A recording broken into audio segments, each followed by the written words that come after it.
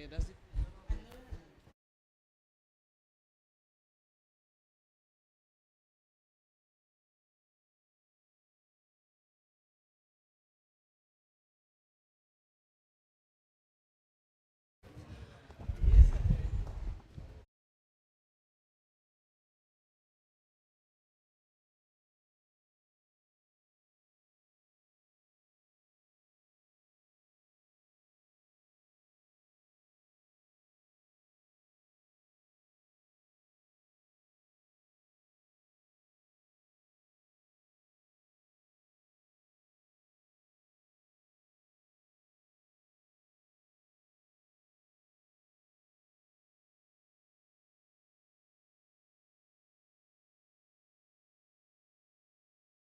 And viewers, welcome to the House of Assembly.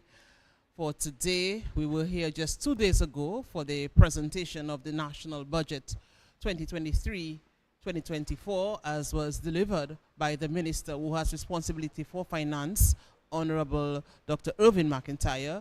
Now we are here for the budget rebuttal and the debates. Let me say good morning to Jamasha Mello. Bonjour, Jamasha. Bonjour à Yvonne et puis tout le monde qui a écouté. Eh bien, regardez, what you DBS et puis aujourd'hui nous via un parlement encore. Eh bien, nous j'attends monsieur Irvin McIntyre, Dr. McIntyre, ministre pour Finances, là présenter plan financier Dominique pour l'année 2023-2024. Et puis aujourd'hui, nous attendons madame Jesma Paul Victor, leader opposition.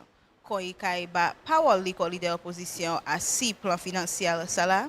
Et puis aujourd'hui aussi nous d'être que ouais débat là officiellement commencé en kai parlement.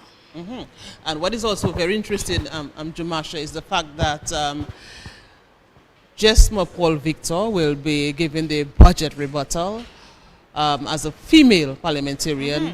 And the last time this was done was about 44 years ago when we had then opposition leader, Dame Mary Eugenia Charles. So this should be very interesting. Second female opposition leader will be delivering the response to the national budget. C'est un bulletin bien important, pas seulement en gouvernement, mais pour femmes. C'est un bulletin qui a motivé femmes. Ça fait une motivation et encouragement pour femmes. C'est vraiment un grand bulletin. Bon changer les officiellement sémenté, il dit les marchés en même ligne et puis il dit c'est mamo, il est marché en même ligne et puis mamo. Puis il c'est premier monde depuis tant ça là pour chaîne opposition, leader opposition comme femme. C'est vraiment un bulletin bien spécial, c'est vraiment un bulletin mon crois qui pas même power la même mais moment là c'est un bulletin bien spécial. Oh yes, this is surely a significant moments for women all over in Dominica, of course, in the region and further afield. The fact that a young woman at that, has taken up that responsibility, at the highest level, national level. So we look forward to her presentation this morning. I'm sure, of course, they would have met and deliberated and crossed their T's and dot their I's and ensure that when they come forward with her, of course, presenting the rebuttal, that they will have, made a significant contribution this morning. Of course, we had the budget presentation for the Minister for Finance, Honorable Irvin McIntyre, and a good presentation, I must say. Yes. So we await what the opposition will present here this morning. And as we speak of women, it is very, if you look at the parliament, it's very gender balanced. Normally, or years before, you would see that parliament or the cabinet was filled with men. And just a few women, probably the Minister of Education was a woman or the Minister of Health. But now we are seeing more gender equality, gender balance in parliament. We are also seeing an age balance as well. There is no longer this large age gap. There are young people who are sitting on the government or who are sitting on the opposition side. And it is definitely something that we must hold dear and true, because this is a way that we are getting a proper representation. No matter what side it comes from, we are getting proper representation from all genders and all ages inside the highest level that you could get representation at the parliament. Oh yes, this speaks volumes for women, young women in particular, so they can follow on that trajectory and represent at the national level. And so it's a very big moment for Jesma Paul Victor. As we speak, though, Jamasha, quite a few ministers, quite a few officials are here already as we await. Of course, at 10 o'clock, we should have the start.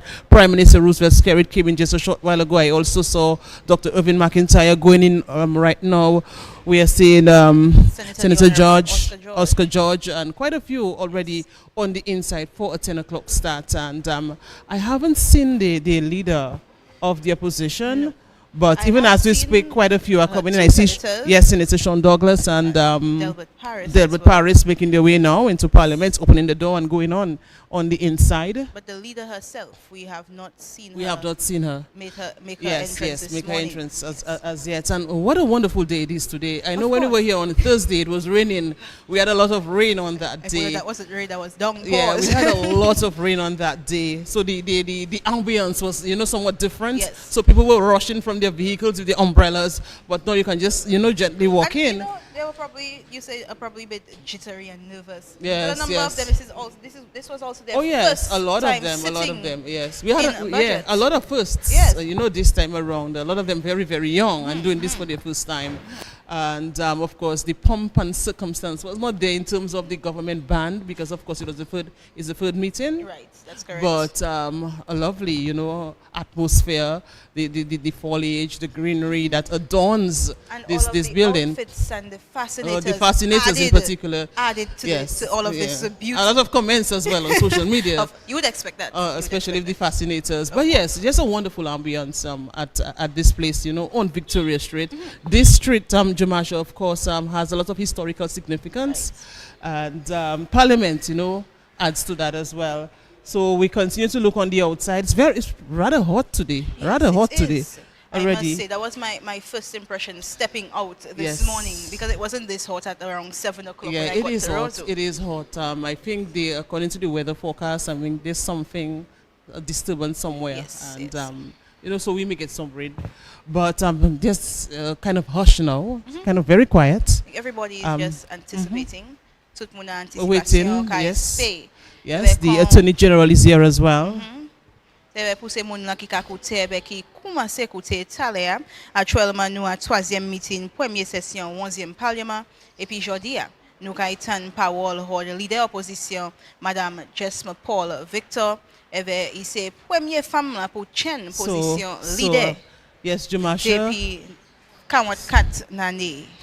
So we see Mr. Richards, and he will be sharing the role of opposition leader. Yes, soon. Soon, actually. And we are seeing the entrance of the leader of the opposition. She's coming in now, the Honorable Jesma Paul Victor. A big moment for her as she makes her way now to Parliament with her folder and all her notes, of course. That is because yes, all eyes will be on her. It's a big moment. I see Kasani Laville rushing in, Minister. Right now. With his the burgundy or something like a maroon. Bonjour. Yes, briefcase, and he's telling us bonjour.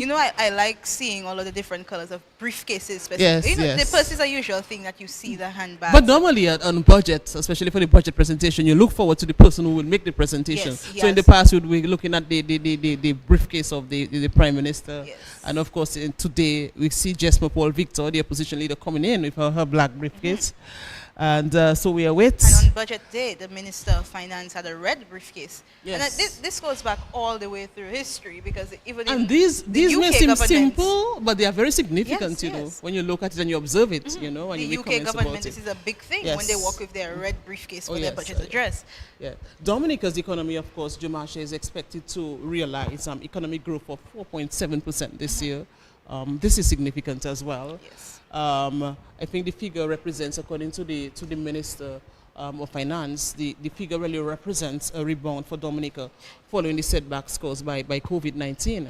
Et puis nous avons le Premier ministre là, même bitin, il a dit que tout c'est l'argent qui a place. Tout ça c'est pas ni pour mettre l'argent là, mais il est pour tout ça Dominique j'ai dépensé à ces maladies Covid, à ces débats là qui prend place en Ukraine contre Russia. Il dit et pas en bitin yo ani ka mettre numéro à sur papier, non, mais c'est tout un effort pour taper ça nous dépenser Oh, et puis yes.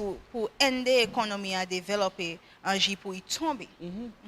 And it is evident, obviously, Jamasha, external shocks, things that happen in the world would affect us. Right. And look at what the Russia-Ukraine war is doing to us. You know, things like climate change, we still have to grapple with this. So there's a lot that a small island developing state like Dominica will have to grapple with.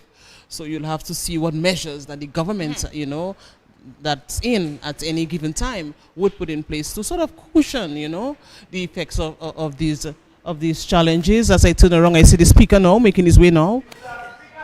So very soon our duties will end here as we listen, of course, to the presentation of the budget rebuttal by the opposition We leader. are seeing there's a full opposition panel Yes. for this morning. Pretty young opposition panel. yes, A new that's- opposition that's panel. correct, when yes. you Entirely look at new. it, entirely new, yes.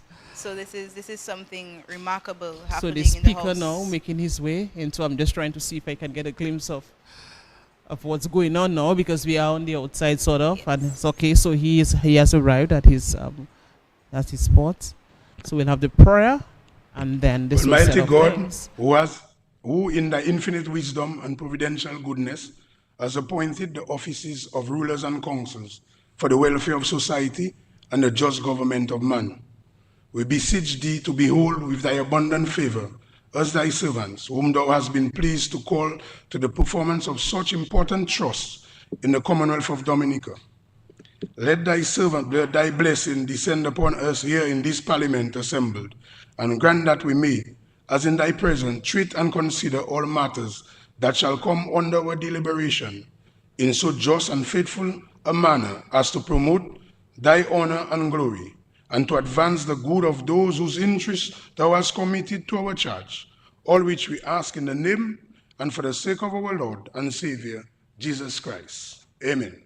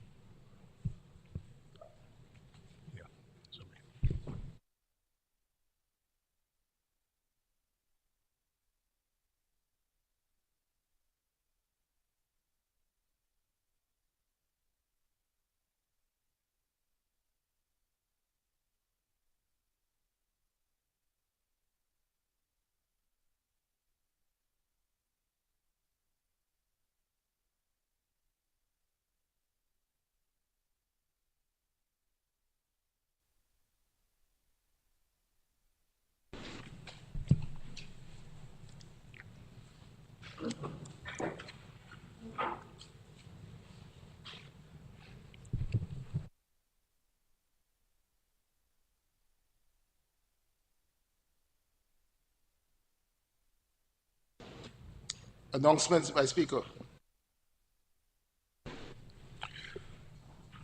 Good morning. We are back here today. So debate will resume, but just a short announcement. I'm deeply saddened to announce that we have a funeral today of Miss Fiona John Baptist of Monwatchet, the mother of Miss Patricia Paul, the senior clerk at the House of Assembly. So on behalf of the staff and Parliament, I would like to extend my deepest condolences to Miss Paul and her family.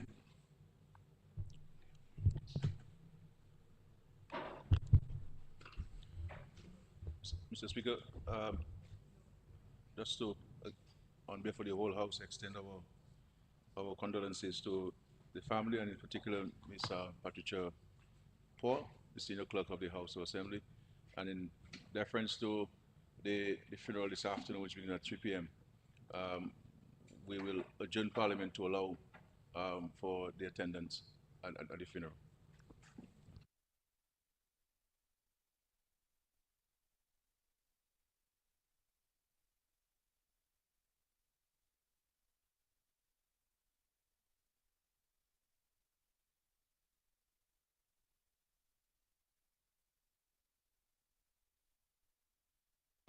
Mr. Speaker, I move that I move for the suspension of Rule 41.6 so that the leader of the opposition can have the same time taken by the Minister of Finance in her reply to the budget. Ministers will be granted 1 hour and other members half an hour as provided for in the rules.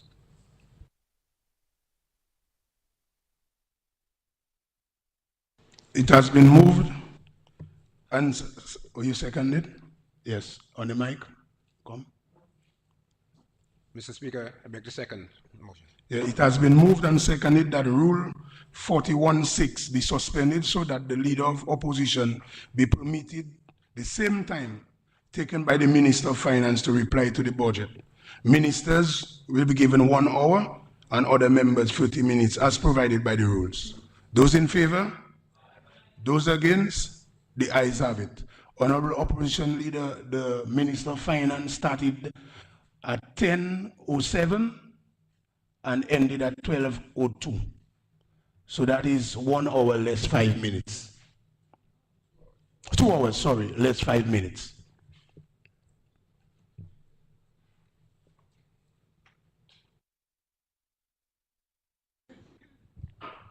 Thank you, Mr. Speaker. Mr. Speaker, the response to the annual budget address by the leader,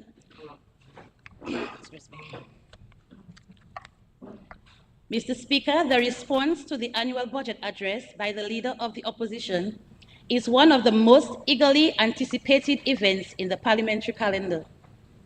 I have been told that I am the first female leader of the opposition in 44 years to respond to a budget.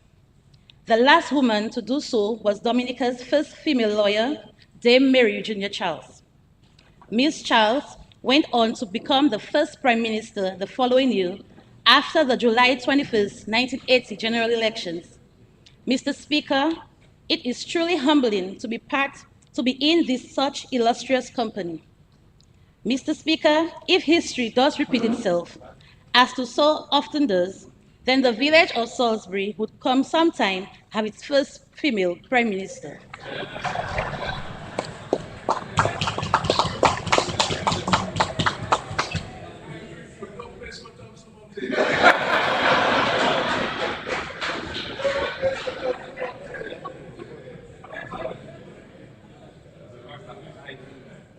Mr. Speaker, while I am honored to be standing here as the leader of the opposition, responding to the budget, I do so with storm cloud gathering over our country and against the backdrop of an economy in free fall. Mr. Speaker, this budget falls woefully short of what is required to resuscitate the moribund economy. The theme of this year's budget, resetting to ensure the judicious use of government's limited resources, is an indication that this government is intellectually bankrupt. After 23 years in power, they are stale and have clearly run out of road. No amount of resetting can make this government fresh and bristling with ideas. Mr. Speaker, the present economic situation in Dominica is dire. The economy has come to a complete stop. Our capital city, Roseau, once buzzing with locals and tourists, is now largely deserted except for Montford. Supermarkets in Roseau no longer have long lines. People shop with baskets, not only trolleys. Shops in Portsmouth and in the villages are struggling. Bakeries are now extending credit to customers by the 10th of the month. The only thriving private sector businesses now are the funeral homes. Mr. Speaker, Dominicans are unable to meet their basic needs. With food prices rising daily, rampant inflation has reduced drastically the purchasing power of our citizens. Dominicans are now experiencing poverty they never thought they would have experienced in their lifetime. The private sector is feeling the squeeze. The government itself is experiencing such cash flow pressures and is having difficulty in meeting its commitment to public servants, the private sector, contractors, the Dominica State College, the Dominica State Prison, the Dominica China Friendship Hospital in a timely manner. But while the economy is in dire straits, just 7 months ago, Roosevelt Skerrit, Prime Minister, appointed the largest cabinet in the history of our country. He has also added to the wage bill by bringing back Honorable Reginald Austri, Honorable Kenneth Darrow, and Rosalind Paul, amongst others. Among the nations of the Commonwealth, Dominica is in the unique position where close to 90% of the members of the Parliament are also members of the Cabinet. Mr. Speaker, all the signs are the economy is heading for a crash. Desperate to shore up the public finances, the government has decided to make a raid on credit unions and to increase the fees to obtain marriage and birth certificates. It seems inevitable now that Dominica will, sooner rather than later, have to engage the lender of last resort, the International Monetary Fund, to deal with the massive economic adjustments that will be necessary. Mr. Speaker, I am here in this Parliament. Indeed, all of us on this side of the House are here because of the repeated failure of this government to implement genuine and fundamental electoral reform. Recommendations from the Organization of American States, the Commonwealth, CARICOM, have been ignored over the last 15 years by the Skerrit administration. However, the Prime Minister gave a commitment to Dominicans after the 2019 general elections that he would implement electoral reform within 100 days of the election.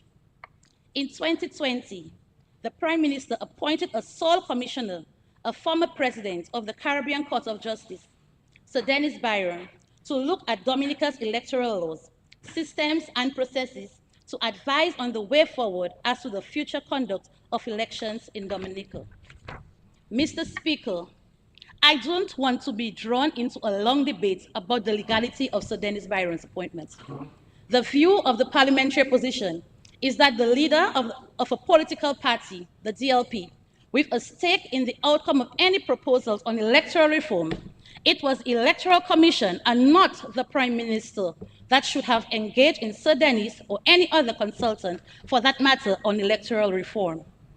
Further, for an expenditure of that amount, other bids ought to have been sought before a final contract was awarded. Mr. Speaker, a major concern that I have was the decision of the Prime Minister to call a general election before Sir Dennis Byron had submitted his proposals on electoral reform. By calling an election before the publication of the report by Sir Dennis, the question must be asked whether the Prime Minister was acting in good faith when he engaged Sir Dennis Byron in the first place. And what was even more shocking was the decision of Sir Dennis Byron not to say a word on the Prime Minister's decision to call the election. Mr. Speaker, what was even more surprising was the decision of Sir Dennis to continue his $450,000 electoral reform consultancy, despite the fact that Roosevelt Skerrit had called an election before he had a chance to submit his report. Mr. Speaker, Sir Dennis Byron finally submitted his electoral reform report to the Prime Minister. Member, Honorable, Yes. Honorable, the Prime Minister, but proceed. I don't want to Yes. affect Sorry. your flow. So, Sorry. but remember that. Sorry. But Honorable, Honorable. Mr. Speaker, Sir Dennis Byron finally submitted his electoral reform report to the Prime Minister in June 2023. Having waited for 3 years for this report, and with the taxpayers Dominica's $450,000 poorer, we on this side of the House have serious misgivings about the report. Mr. Speaker, this report by Sir Dennis Byron has come to an important juncture in our country's history. On November 3rd, 2023, we will have achieved an important milestone in our country's history, that of the 45th anniversary of our independence from Britain. Normally, Mr. Speaker, this would be a cause for great celebration, an association where we reflect on the momentous achievements of our post-colonial existence. Sadly, Mr. Speaker, the The advent of Sir Dennis Byron reports concerning electoral reform throws a dark cloud across the landscape of our beautiful island. Mr. Speaker, the proposed reforms, far from strengthening our democracy and rule of law, will do quite the opposite. It will make it virtually impossible for the voters who are ordinarily resident to our country to change their government through the ballot. For that reason, Mr. Speaker, and many other reasons, we are in parliamentary opposition cannot support key aspects of Sir Dennis Byron's proposals, which have been prepared at the behest of the Prime Minister and not the Electoral Reform Commission. Mr. Speaker, I will now outline in detail the concerns of the parliamentary opposition of the reports by Sir Dennis Byron and our firm belief that this report, if implemented in full and not substantially changed, poses a fundamental threat to our already fledgling democracy. 1. It does not ensure the cleansing of the voters' list of those persons who have been resident overseas for more than 5 years, as our law stipulates. 2. It does not provide any meaningful campaign finance reform, given that the government-controlled Electoral Commission can increase the amount of election campaign spending during an election campaign. 3. It imposes no limits on spendings before an election is called by the Prime Minister. 4. It patently fails to provide for the need of voter identification cards with biometric data that would be an effective way to counter voter fraud. Rather, it provides for national identification cards, which would not guarantee that persons holding such cards are eligible to vote. It fails to guarantee that all opposition parties have full access to both private and public media, as in the case in Antigua. While it proposes certain monetary and custodial penalties for violating Dominica's electoral laws, it fails to propose the additional penalty of having those convicted of violating Dominica's electoral laws. It stops short of providing the additional penalty of disqualifying any person convicted of such offenses of contesting elections in the future. It provides a formula for Dominicans abroad who visit Dominica for a certain period of time over a 5-year period to be considered residents in Dominica, thus making them eligible to vote. It provides for the registration of voters overseas, thereby opening the door for the cynical manipulation of this process to ensure that mainly supporters of the Labour Party government are registered. Despite the blatant and egregious importing of Dominicans abroad for the sole purpose of voting for the incumbent in 2009, 2014, and 2019, the Byron report fails miserably to specifically state that doing so constitutes bribery. Mr. Speaker, the people of Dominica are profoundly disappointed by the Wednesday, July 19, 2023 announcement by the United Kingdom's Home Secretary, Honorable Suella Braverman, that effective that very day, citizens of the Commonwealth of Dominica, along with the citizens of Honduras, Vanuatu, Namibia, and East Timor, will need to apply for the visa to travel to the United Kingdom. The British Home Secretary attributed the government's decision to introduce a visa requirement for citizens of the Commonwealth of Dominica and Vanuatu as directly linked to British concerns over their citizenship by investment programs. Mr. Speaker, in her remarks to the House of Commons, Honorable Braverman commented, and I quote, "Careful considerations of Dominica and Vanuatu operation of the Citizen by Investment Scheme has shown clear and evident abuse of the scheme, including the granting of citizenship to individuals known to pose a risk to the UK," end of quote. Mr. Speaker, the UK's government's justification for the immediate imposition of a visa requirement for citizens of the Commonwealth of Dominica wishing to travel to the United Kingdom is indeed a daunting indictment for the manner of which the CBI program of the manner in which the CBI program has been managed by the Prime Minister's Roosevelt Skerrit-led government over the last 15 years. Mr. Speaker, I listened carefully to the statement of the Prime Minister in an address to the nation made hours after the UK government policy change, in which he attempted to respond to the shocking indictment of his government's CBI program by the British government. Mr. Speaker, permit me to highlight parts of the Prime Minister's address, and I quote, "The decision on the British government is unfortunate and it hurts, but it shall not be a permanent harm. We will increase our efforts in showcasing our robust due diligence and risk mitigation efforts on all fronts. Dominica has the most proactive and robust due diligence processes, which vets anyone who wants to attain a Dominican passport. The vetting process is multi-layered and handled by top-rated due diligence agencies based in the UK and in the USA. Dominica has taken the lead in this region in seeking regional coordination in the various CBO programs and in discussing ways to safeguard all these programs. Our nation implemented 6 CBI principles proposed by the United States, including the implementation of mandatory reviews for applicants 16 years and older and for applicants of the CBI program.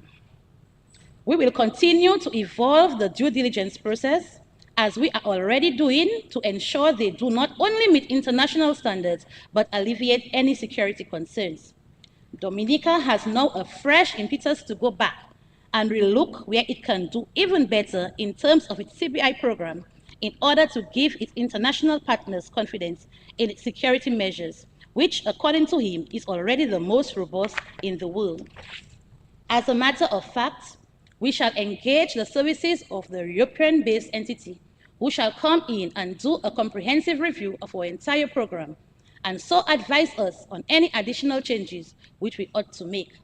We will continue to engage the United Kingdom on the matter, as we will do on other nations, like those of the European Union and the United States of America." End of quote. Mr. Speaker, I must say, these are very interesting reflections by the Prime Minister on this very disappointing outcome of his government's lackluster stewardship of the largest income earning source for the Commonwealth of Dominica for close to a decade, the Citizen by Investment Program. Mr. Speaker, all the elements of his speech, which I have quoted, point to the disappointment of our Prime Minister and underscores his acceptance that there are still major deficiencies in the management of the program. Mr. Speaker, let me first underscore the major reason the British government gave for their change in policy towards Dominica. First, clear and evident abuse of the scheme. And second, granting of citizenship to individuals known to pose a risk to the United Kingdom. Mr. Speaker, it has been clear to Dominicans at home and abroad that for more than a decade, that abuses of the CBI program have become a major problem, especially for the UK and the EU. Mr. Speaker, our government has yet to produce information to this honorable House and the Dominican population at large, the requisite accounting of CBI revenues. Most significant is the failure of this Labour Party government to tell our people the cumulative number of citizens to date, specifically the number of persons who have become economic citizens under the watch of this Roosevelt-Skerrit administration. Mr. Speaker, secondly, this government has not provided a full accounting of all the revenues obtained under the CBI. We have come to the realization that the consolidated fund is not reflecting in a timely manner the total earnings of the number of persons granted economic citizenship. Mr. Speaker, even the most pessimistic estimates point to several billions of dollars of CBI revenues in accounts outside of Dominica. Where is the transparency with respect to the CBI funds? Mr. Speaker, I want to remind the Prime Minister that he wrote in his party's 2005 election manifesto, and I quote, "My friends, we now live in a world in which leadership, be it that of a corporation or a country, is being called to the highest standards of honesty, integrity, and accountability. You have heard of Enron and the WorldCom, massive US corporations and that employ thousands of people and controlled billions of dollars. In spite of impressive balance sheets, the companies collapsed because of leadership that was greedy, dishonest, and lacking integrity. The same can happen to a country. On becoming Prime Minister, I promise you leadership that was honest, upright. This is what I have been giving you and will continue to give you. Close quote. So, member for the Vickers and for the Vickers constituency and Prime Minister, live up to your undertaking you gave in 2005, and let's see transparency with respect to the billions of dollars in CBI revenue that is out there somewhere. Mr. Speaker, we in the parliamentary opposition are not all that surprised of the imposition of a UK visa requirement for Dominican citizens. Two developments in 2022 gave us an inkling into challenges ahead of the CBI programs in our sub-region. The first, Mr. Speaker, relates in our debate to the European Parliament in Strasbourg the first quarter in 2022 regarding visa-free travel to the European Union by citizens of countries with CBI programs. The debate underscored that CBI agents and intermediaries are neither transparent nor held accountable. Further, in this debate in the European Parliament, there was growing consensus about the need to ban golden passports. Mr. Speaker, there is also huge concern in the European Union about Russians accessing Dominican citizenship. The second development, Mr. Speaker, relates to the introduction in the United States Congress of draft legislation entitled No Travel for Traffickers Act in March 2022. This legislation includes a provision to direct the U.S. executive branch to cooperate with the United Kingdom and the European Union to eliminate Schengen visa-free travel for countries with CBI programs. Mr. Speaker, such developments are indeed serious threats to the future of the CBI program. Yet, this government has paid scant attention to them and has continued business as usual, eroding confidence in our CBI program, in the European Union, and the United Kingdom and the United States. We on this side of the House call on the government to heed the warning of the European Union, the United Kingdom, and the United States and address without delay all the deficiencies in the CBI program that are contributing to the growing lack of confidence in those countries. Mr. Speaker, clearly, all the due diligence actions which the Prime Minister mentioned in his address to the nation are not enough. Mr. Speaker, we welcome the Prime Minister's stated plan to engage the services of a European-based entity who shall come in to do a comprehensive review of our entire program and to advise us of the additional changes which we ought to make. Sadly, Mr. Speaker, it may be already too late. We must accept that the days of the CBI program, being the cash cow, are coming to an end. While CBI programs may continue in some form, the windfall of billions of dollars it produced will soon cease. Mr. Speaker, this year marks 22 years since this government embarked on an initiative to develop geothermal power generation in Dominica. Credit must be given to the late Prime Minister of Dominica, Honorable Pierre Charles, for his visionary outlook and foresight to develop our natural energy sources. At the 2002 United Nations World Summit on Sustainable Development in Johannesburg, South Africa, Pierre Charles laid out a vision for 100% renewable energy generation in Dominica with geothermal as the leading source. His vision was for a 10-year realization and the end of diesel generation for electricity in Dominica. Mr. Speaker, in his 2023-2024 budget address, the Honorable Minister of Finance, Dr. Irving McIntyre, acknowledged that geothermal energy development has been a long journey, but this government has remained committed to this project because we understand the long-term positive impact the fully commissioned geothermal plants will have on the cost of doing business in Dominica. Mr. Speaker, the government's geothermal energy objectives are indeed noble and in the nation and in the national interest, but the burning question that arising is how much longer should the people of Dominica have to wait to see geothermal power generation and the associated drop in the price of electricity to Dominicans consumers?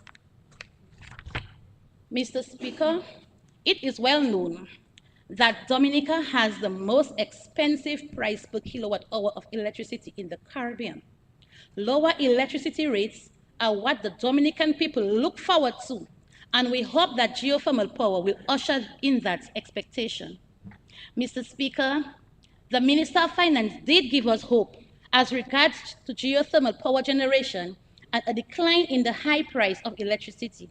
He spoke about the remaining components for geothermal energy development, namely the construction of the power plant and the building of a new high-capacity transmission network with transmission lines that will be placed on the ground. What he did not say, Mr. Speaker, is what is the timeline for geothermal power generation to become a reality in Dominica. Mr. Speaker, at the UN Climate Change Conference in Paris, France in December 2015, the government of Dominica made a commitment to have 100% generation of electricity through renewable resources by 2030 and to reduce greenhouse gas emissions by 45%. That, Mr. Speaker, was 8 years ago. And now the clock is even ticking, given 7 years are remaining on honoring these important commitments. Mr. Speaker, in that period, our dependence on diesel for 67% of our electric power continues to this day along with a high level of carbon emissions and with no end in sight. We have not paid much attention to energy efficiency, especially reduction of transmission lines losses. And we did very little development of solar and wind energy, and we placed all our focus for renewable energy on geothermal power. Mr. Speaker, it is in the national interest for the government to inform the nation of the cumulative financial outlay for geothermal energy to this day. Mr. Speaker, more than 15 years ago, 2 areas of the country were embarked for geothermal energy development, the Roseau Valley and Soufriere. Soufriere fell off the geothermal energy development radar, and no credible explanation has ever been given to the people of Dominica for the abrupt retreat and abandonment. Mr. Speaker, an agreement was signed in 2008 with West Indies Power Limited to develop geothermal energy in Soufriere, but they reneged on their obligations. In fact, the company promised that it would produce geothermal power in Soufriere area by 2010. This commitment never materialized. Mr. Speaker, our people have never been provided with an explanation as to why this geothermal energy venture in Soufriere collapsed. The history of geothermal development in Dominica will never be complete without our full understanding as to why Soufriere's geothermal resource was never fully developed by West Indies Power Limited. We know that millions of dollars were spent, but with no transparency, there has been suspicion and speculation. Mr. Speaker, we in the parliamentary opposition fully support renewable energy development as the only future for energy sustainability in Dominica. To enhance our status as a nature island of the Caribbean, we must hasten our efforts towards 100% generation of green energy.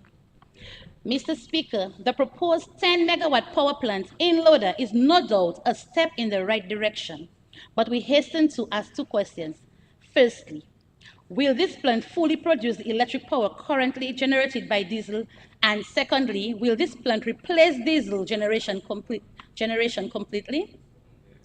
Mr. Speaker, our goal as a nation must be to utilize all the natural energy sources towards becoming self-sufficient in energy and towards realization of a significant reduction in the price of electricity to Dominican consumers. Mr. Speaker, We are pleased that building a skilled human resource in geothermal engineering has been factored in the Geothermal Energy Development Plan. A cadre of geothermal engineers from Dominica will be pivotal to the sustainable management of geothermal energy generation in the medium to long term. Mr. Speaker, we concur that geothermal energy generation has great potential for economic diversification, attracting investments, and for exporting green energy to our neighbors. Prudent development of the geothermal energy endowment holds great promise for the future economic development of our beloved nature isle. Further, it must become abundantly clear to all Dominicans that geothermal energy generation is essential for Dominica to honor its intended national determined contribution to global climate change mitigation under the Paris Agreement and climate action aligned to the United Nations Sustainable Development Goal 13, wherein our nation aims to reduce greenhouse gas emissions by 2030. Mr. Speaker, the majority of Dominicans were left aghast when the Minister of Finance, Dr. Evan McIntyre, in his budget address, lauded Dominicans' healthcare system. He said, and I quote, "There is no one who can dispute the fact that Dominicans' healthcare system is far better now than it has ever been." Close quote. Mr. Speaker, the Minister of Finance is a former Minister of Health. He is also a medical doctor who has worked for many years in our healthcare system. Mr. Speaker, surely he ought to be aware of the dreadful state of our public healthcare system. Mr. Speaker, most Dominicans at some point or another have heard about the horror stories and experiences at the Dominica-China Friendship Hospital. It is indeed patently absurd for the administration to assert that Dominica has an effective and enviable health system. While the budget address of 2023-2024 may boast about new facilities and staff, what truly matters are health outcomes, not just the inputs. Despite claims that healthcare spending consumes a significant portion of the budget, the actual outcomes are appalling. Mr. Speaker, most Dominicans feel genuine fear for their lives when entering the Dominica-China Friendship Hospital due to attitudes of indifference, alleged professional negligence, lack of issue tracking and accountability systems, inadequate basic supplies, and numerous other problems.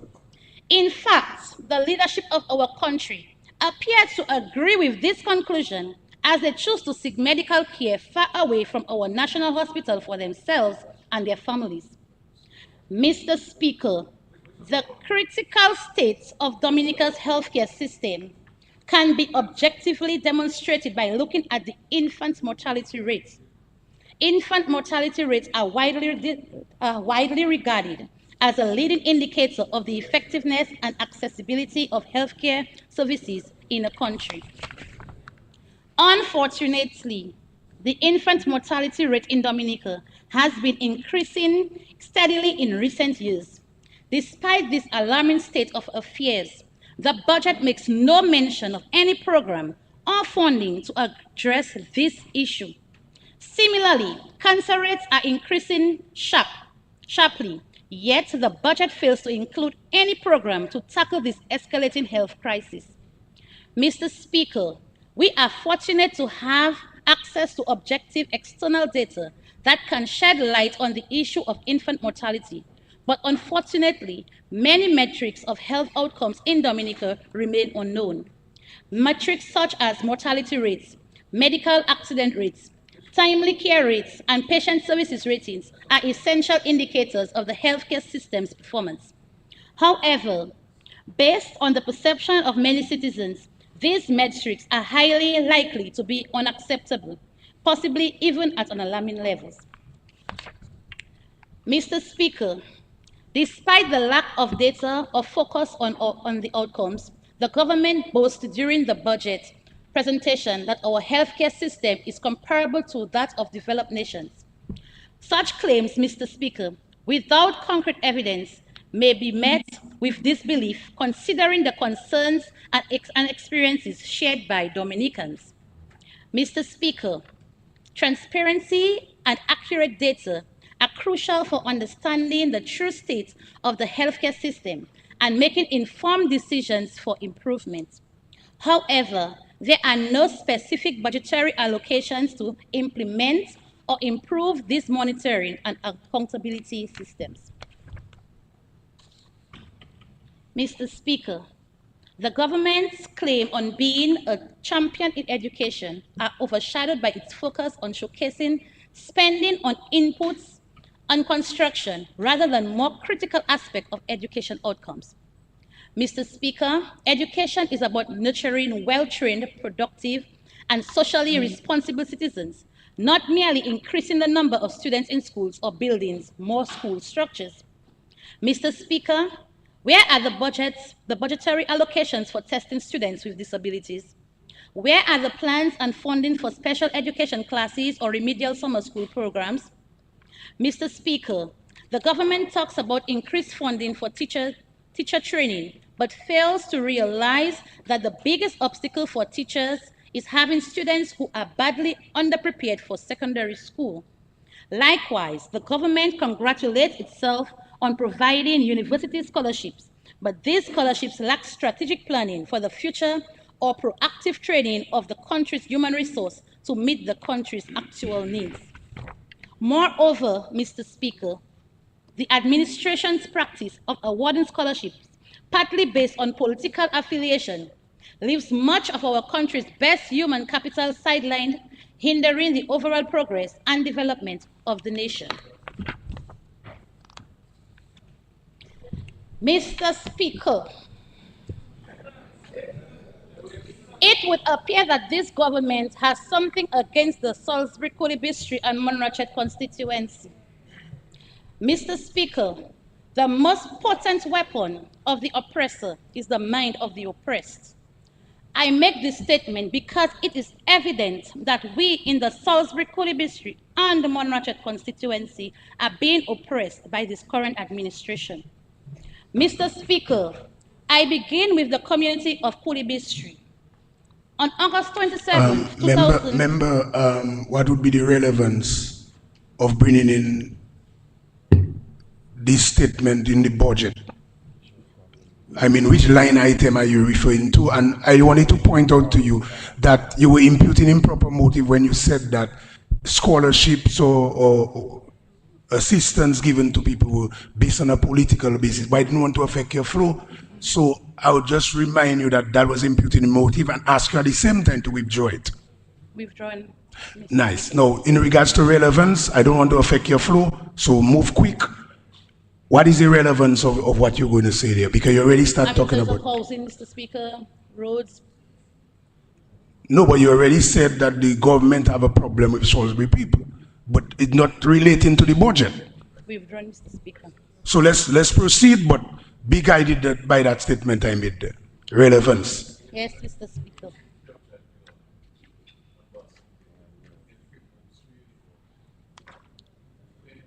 Mr. Speaker, I begin with the community of Kulibistri.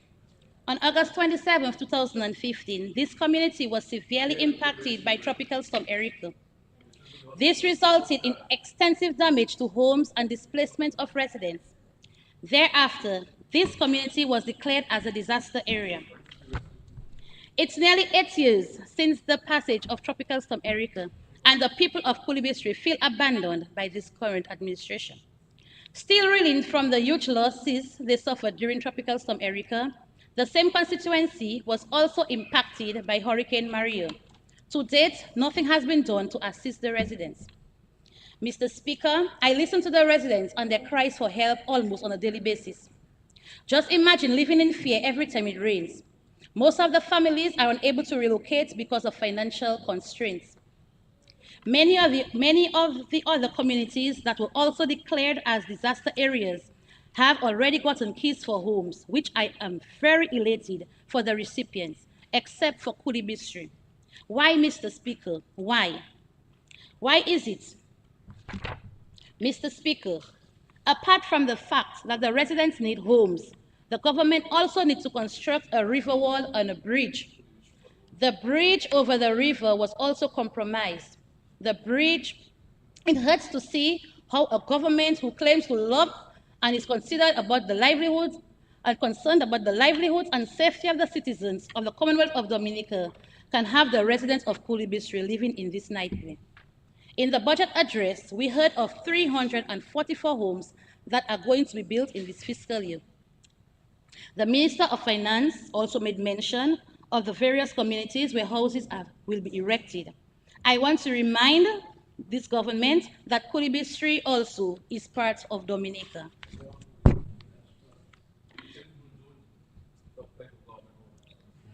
Mr. Speaker, I highlighted the plight of the people of Monrachet in the first meeting in Parliament in February. It has been 23 years since an estimate was done on a back road for this community. Mr. Speaker, 23 years is an extremely long time to have the people waiting, as there is only one way which serves both entrance and exit to this community. When will the government deliver on the back road for the people of Monrachet? Mr. Speaker, for decades, Salisbury has been and still is one of the most progressive and productive communities, but we also have urgent need for requiring adequate allocation of public funds. In agriculture, we need feeder roads development in the heights of Salisbury, Guomon, Petit Makushri, to name a few. We have been through our darkest times under the administration for our feeder roads. To this date, we still have not seen any sign of work being started on any of these feeder roads. We need a food processing and a packaging facility to export of our produce. We need more shipping access to regional and agricultural markets. Mr. Speaker, if this government is indeed serious about increasing revenue from agriculture from $274 million in 2022 to $700 million by 2030, then it needs to pay greater attention to the feeder roads in Salisbury. In sports and recreation, we need the government to work with the Village Council in Salisbury to develop the Salisbury playing field. The Salisbury basketball hard court also needs to be repaired and upgraded. In health, Mr. Speaker, need I say that we are in need of a bigger and more upgraded health facility. With the growing population in this community, the health team suffers many challenges. These challenges include inadequate space at the facility. There is no kitchenette, limited essential supplies for work. They need proper beds, suction machine, nebulizer machines, crepe bandages, just to name a few. Mr. Speaker, in the early part of my address this morning, I spoke about storm clouds hovering over the Dominican economy.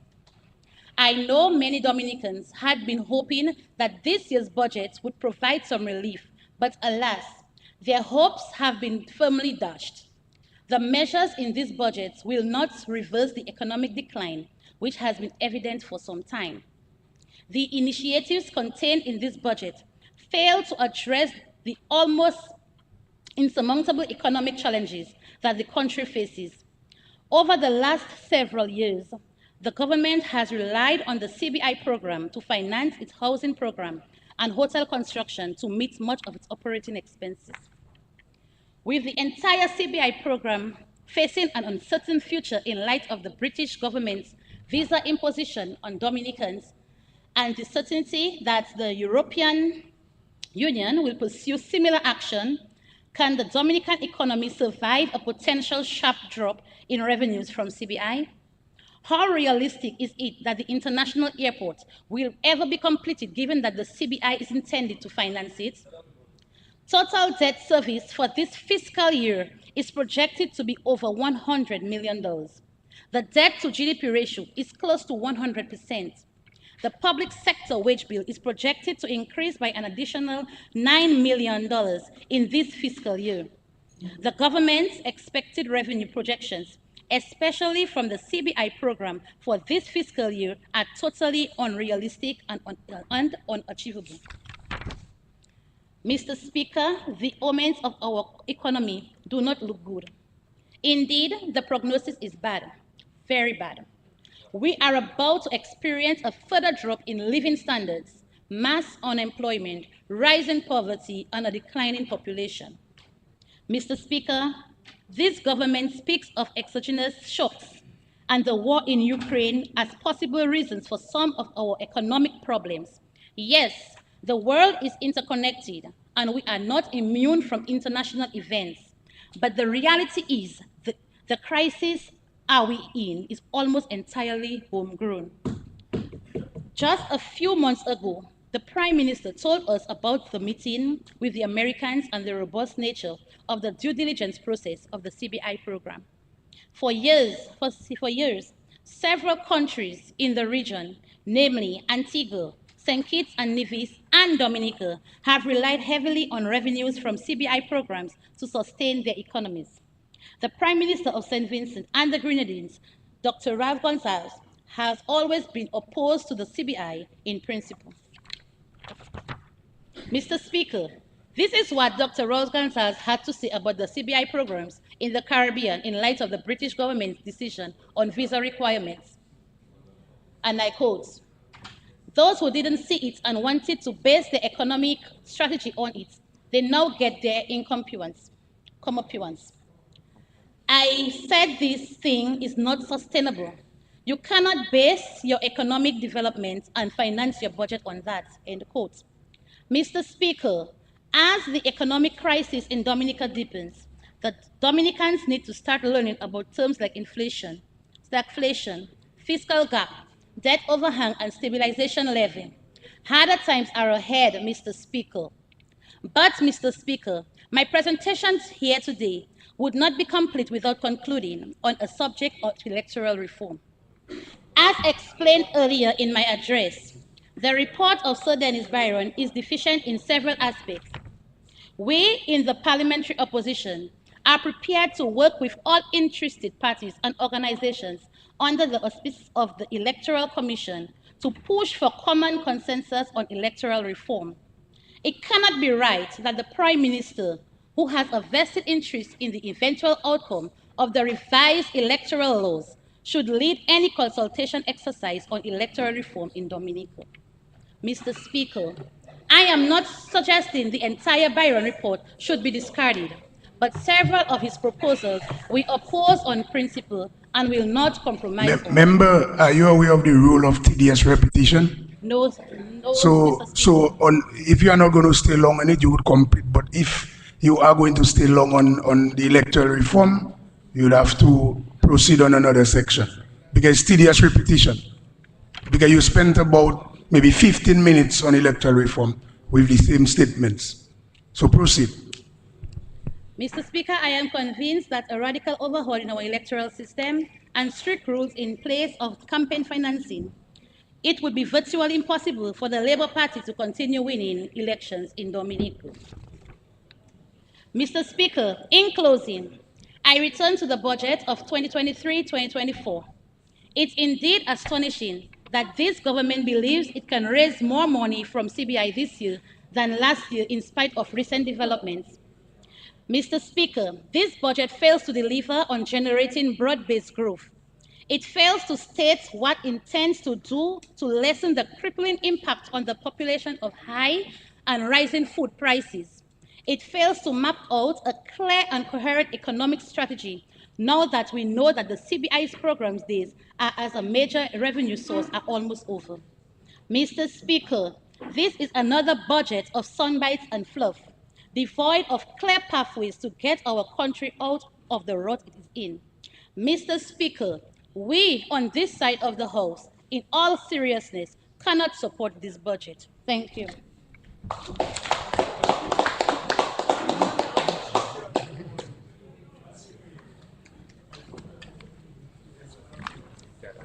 Yes, Honorable Henderson. Doctor, proceed. Mr. Speaker, Mr. Speaker, I rise in support of the 2023-2024 national budget. Let me begin by commending our Minister of Finance on his maiden presentation.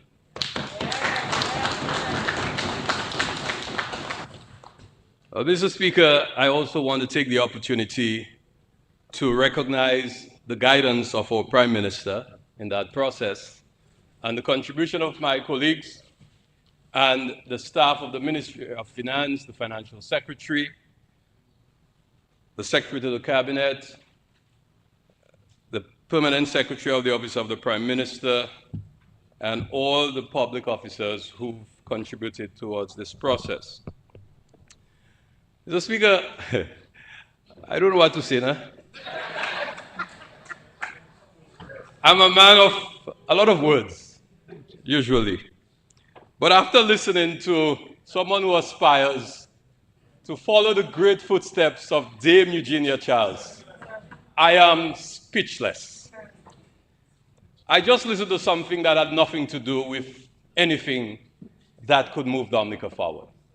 Only thing it can do is to just courtois people. But really, it's an annoyance, because the leader of the opposition was given almost 2 hours to stand on her feet, to speak to an economic development plan, social development of Dominica, and simply did what those before her, that is to say, leaders of the opposition from the United Workers' Party have done, and simply through allegations, accusations, and refuse to offer an alternative plan for Dominica. Leader of the opposition. The parliamentary opposition is a government in waiting. That is to say, they must have a plan which is alternate to the government that's in office, the party that's in office. And therefore, people can be inspired to perhaps help you in what you said this morning, to make you the first female prime minister. You know, I'm from Salisbury, I think it is. I don't know how that's supposed to work. But Mr. Speaker, I don't know, because I came here anxious to respond to a rebuttal that, you know, would give me some work to do. Some going back and, you know, trying to see how I could come up with something better in support, of course, of what our Minister of Finance has presented. But alas, I don't know. I don't know where to begin on this. But I will try. I will try. Perhaps I'll take an extra hour to help her to understand what a budget means. Well, Mr. Speaker, there are expressions like an economy in free fall, a moribund economy, and you know, coming back to the words of doom and gloom, that the CBI is dead, and a drop in living standards, unemployment, hardship, and all of those things that were said. But I will speak and respond to a few points that were raised. And she even attacked our theme, you know, our reset, and said that we are intellectually bankrupt. The only, I would not even respond to that. I wouldn't respond to that. But let me just speak to a few things that were mentioned that I think are worth responding to. The CBI one and the visa, of course, I will respond to. Geothermal, I think she spent a lot of time. I suspect the senator helped you with that. But I will help you to understand a few things, because I was, in fact, with the late Honorable Pierre Charles at the Earth Summit in Johannesburg as a little boy. I remember, young minister for environment. I was with him there. And interestingly, I saw the first hydrogen-powered vehicle. I never forget that. That was something that stayed with me. And yes, in fact, we had ambitious goals for a transition into renewable energy. But what she's done is to remind me and the rest of Dominica that Dominica has always been ahead as far as seeking to transition into renewable energy. Because in 2002, countries were not talking about that. That was a new concept. No, I'm telling you, I was there, and I can tell you who else was there. Our ambassador designate to the United Nations was there. Or did he make it? But he wanted to. He didn't make it. Or he did, yeah. Crispin Gregoire, he was there. And we were talking about our ambition. A small island state. Small island states stood up with the other 192 countries. Well, it was at the time, it was 191 other countries, because since then there was one new nation that added to the United Nations, South Sudan. And Prime Minister Pierre Charles stood up and expressed to the world Dominica's desire to transition into renewable energy using geothermal power, something that most member states had not heard about. And we continued on that journey up to today, and you heard the Minister of Finance. But what you do not know, and I will seek to explain to you, that developing geothermal energy is not an easy thing. And if you want to know how difficult it is, you quoted a Prime Minister a while ago. Ask the Prime Minister of St. Vincent and the Grenadines. Ask him why his efforts have failed to date. Unfortunately for us, unlike St. Vincent and the Grenadines, we had the benefit of CBI funds. Because after our efforts with the World Bank failed to attract a proper tender process or bidders for the tender process, it is this Prime Minister, Honorable Roosevelt Skerrit, who said to me, "Comrade, we're going ahead. We will provide $15 million from CBI funds to move this process forward." And that was after we were hit by Tropical Storm Erika. I remember that well. And that is how we formed the Dominica Geothermal Development Company in 2016. Because the Prime Minister was determined that we're moving ahead with this transformation. But St. Vincent and the Grenadines had no such luck. They tried. And to my great disappointment, because I have been the champion of geothermal in the Caribbean and in small states, as a matter of fact, having been the chairman of SIDSDOC, being a founding member of SIDSDOC, and having been able to mobilize resources for all the OECS countries. You know what I'm saying? I mean, if you look at me well, you might just see steam coming out. But unfortunately, they didn't make it. But we had something they didn't have, and that was the inflow from the CBI. And people talk about we did not spend the money for sustainable development. But how more sustainable you can be by developing renewable energy that you don't have to rely on imports? And that is what we have done. And that is why that is what you don't seem to get. Because to date, we have invested $62 million in geothermal development. 47 million, albeit, came from grants. And that is grant funding we were able to attract from the European Union with 6 million euros in 2008. We were able to attract 10 million US dollars from the UK government, and $2 million we mobilized from SIDSDOC and other partners who came along the way. The government itself has invested over 27 million. And that money, 2.7, went to the operations of the Dominica Geothermal Development Corporation, and the rest went to the acquisition of lands. Because geothermal has a wide footprint. And in order to do it and do it properly, we had to acquire significant amounts of land in the Roseau Valley. But it's an exciting opportunity for us. Because while countries are now faced with serious energy challenges, Europe, having shut down the pipeline from Russia for natural gas, some of them have had to resort to coal. Coal is the worst polluter, dirty as it gets in emissions. But they had to turn on their coal power plants because they had shut down natural gas from Russia. We in Dominica are now on the verge, after this long journey, and we'll accept it's a long journey it has been, because I have been following these developments throughout the world, and any geothermal expert will tell you it takes about 10 years to develop these projects. At a minimum, at least 10 years. So we've had our challenges, but thank God we've overcome them. We had successful drilling. We have 2 new wells in the Roseau Valley with some of the best results anywhere in the world, and you can ask the scientists. The scientists were so excited that when they first broke through at about 980 meters down, when they first saw the breakthrough, they were so amazed. It's like those of us, the good science students, it was a eureka moment. They jumped in excitement, and then when they got to 1,435 meters, that was it. Even without fully opening the tap, they had so much power that the production well we have in Loda is rated to about 10 to 13 megawatts. 10 to 13 megawatts. Now that is in addition to a 10 megawatt well that we already have there, we have had since 2014. tested. Remember, Minister, you were Minister at the time, Honorable Blackmore, and we did that first well. We also have additional backup wells in that area. So we have an exciting opportunity now to achieve what the late Honorable Pierre Charles, but that's a nice thing, I just realized I succeeded the man a few elections, you know, so I'm also the Member of Parliament for Grand Bay, but Grand Bay fellas good. Okay, so, Mr. Speaker, we are at the verge of achieving that 100%.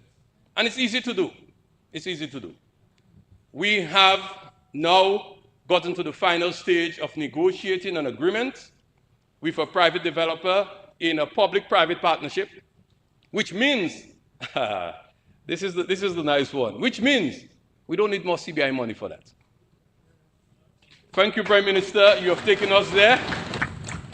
So I don't want anything to happen to the CBI. I will help to make sure nothing happens.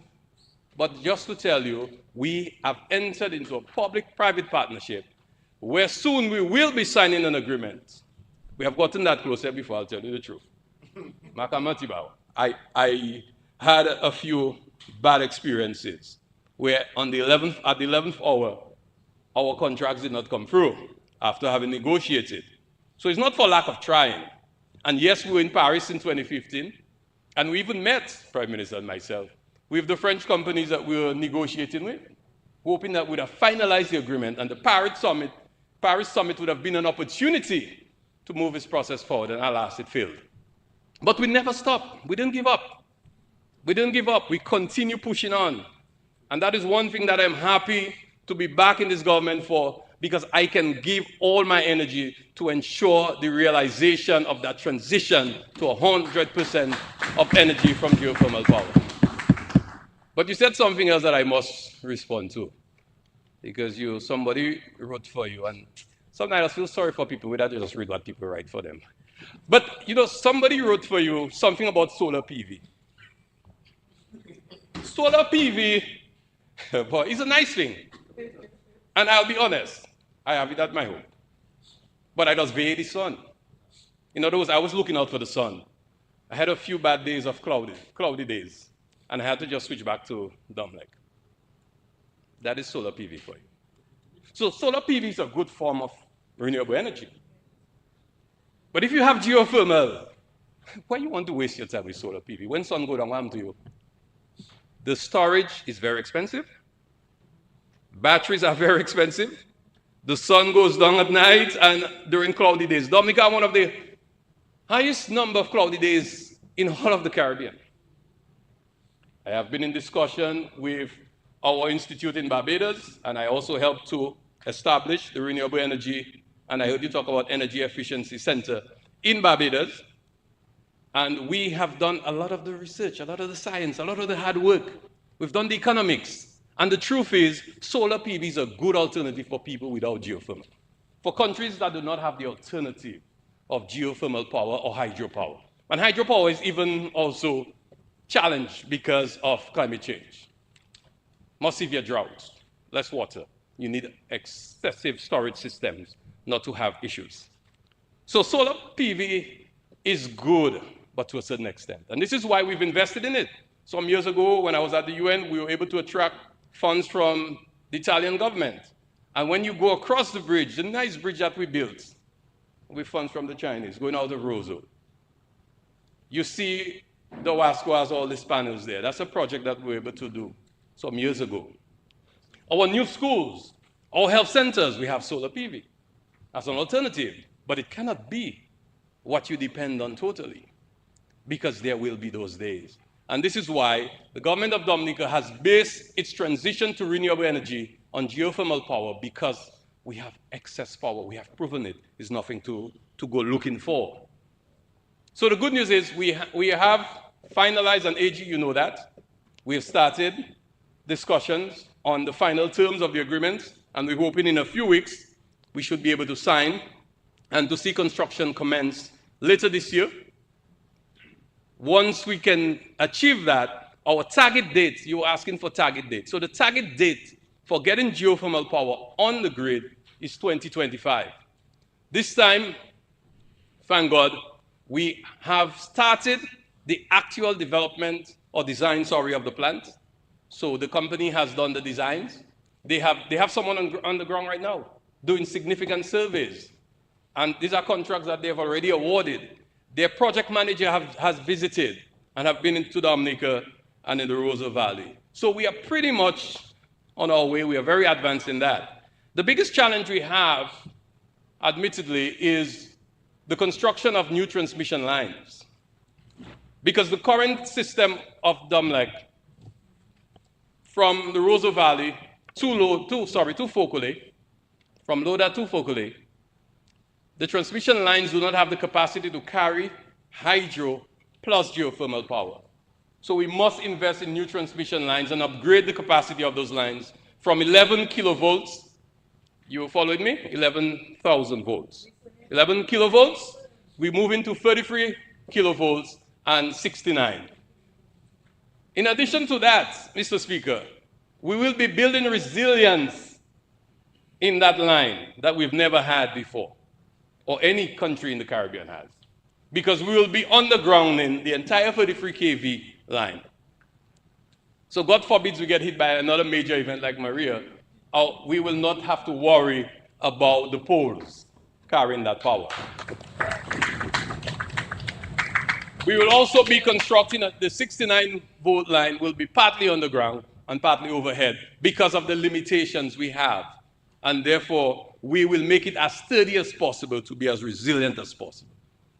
But we're not going to end there, because we have big ambitions. So you're talking about people that intellectually bankrupt. But it's not me that have idea in my head, nobody. Intellectually bankrupt. We have a big, big ambition to take that power to Portsmouth. It is a $50 million project, but the good thing is we are using our foreign relations as a tool to assist us to achieve that. So we now in discussion, we're getting assistance from the US government through the US PAC. That is a partnership with with the Caribbean countries, the US and the Caribbean, to fight climate change.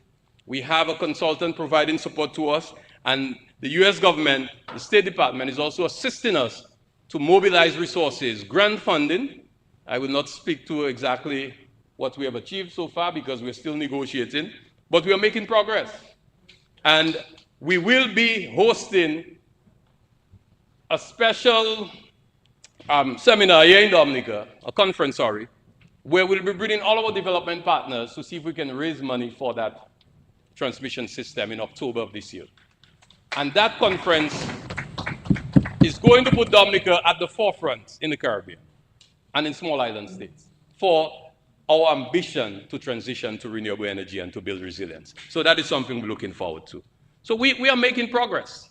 We are making progress. And I think, sorry to tell you, Madam Leader of the Opposition, they give you those lines at the wrong time. I'm sorry to tell you, because we are there. We're not thinking and tattooning trying to find our way. We know our way. We have found our way, and we are there. I live in that electoral reform thing alone, because I find the person I write that for you didn't help you. That electoral reform thing, and you want to challenge Sir Dennis in I hope you wouldn't hold me up to that. I'm not going to respond to that one, no? Because to me, I respond? Well, you ask for electoral reform. And you know what I find so laughable? And that's what I'm saying. Be careful, my dear. Be careful, sorry, Madam Leader of the Opposition, member for Salisbury. Prime Minister. When people, Prime Minister in waiting, be careful about those who are advising and guiding you. Because you just tell us, Bode, how you come there now? You get it? You didn't get that. Oh, that was too fast.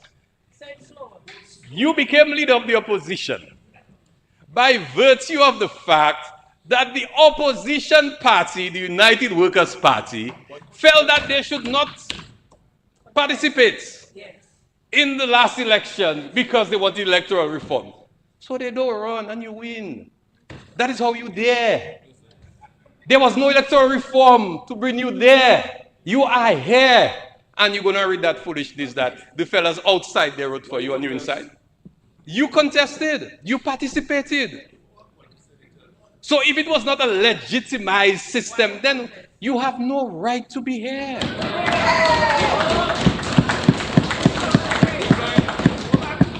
You know, and to come here and to criticize Sir Dennis' report, again, okay, all right, okay. I mean, you know, you know, I mean, when you think about it, I mean, really and truly, this is as nonsensical as it gets. You should not have repeated those words. If you have issues with Sir Dennis Byron's report, there will be the opportunity. The Prime Minister has said it, and I see Honorable Darrell.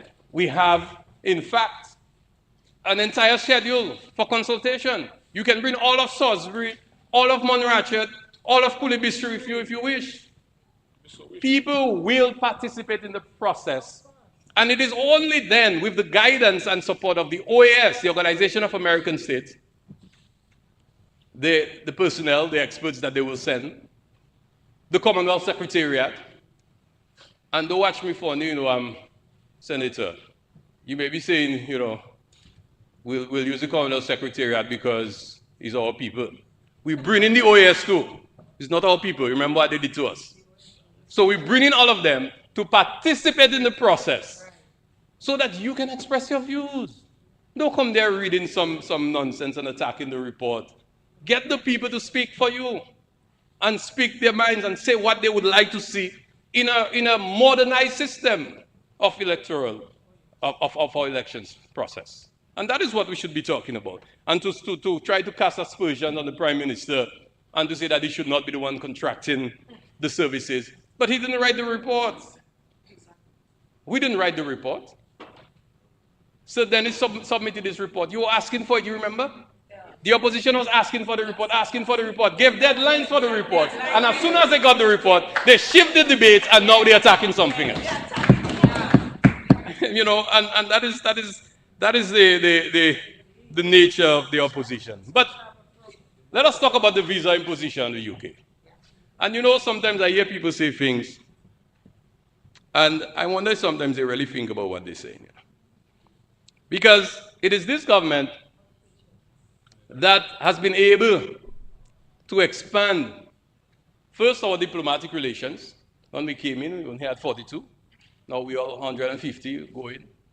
Although when I went out to sign some and to establish some and to create new relations, some people were asking what I do in there, but I was there because that's what a foreign minister is supposed to do.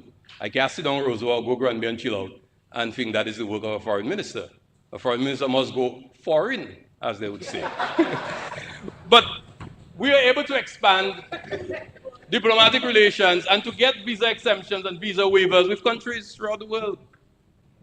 Oh, of course, the loss of visa-free access to the UK is a major blow. I will admit. It's a major blow. Not that many of us go to the UK, but it is something as a Dominican I wish we didn't have to go through. And I remember the burden that I felt came upon me when I was in London on the 18th, and I was told that on the 19th, the announcement was going to be made. So I felt that burden. And I know the Prime Minister went at length to see how we could have averted that. But it is upon us. The good thing is we never roll over and play dead. Not this Labour Party government. You know, when we got hit by Tropical Storm Erica, it was devastating.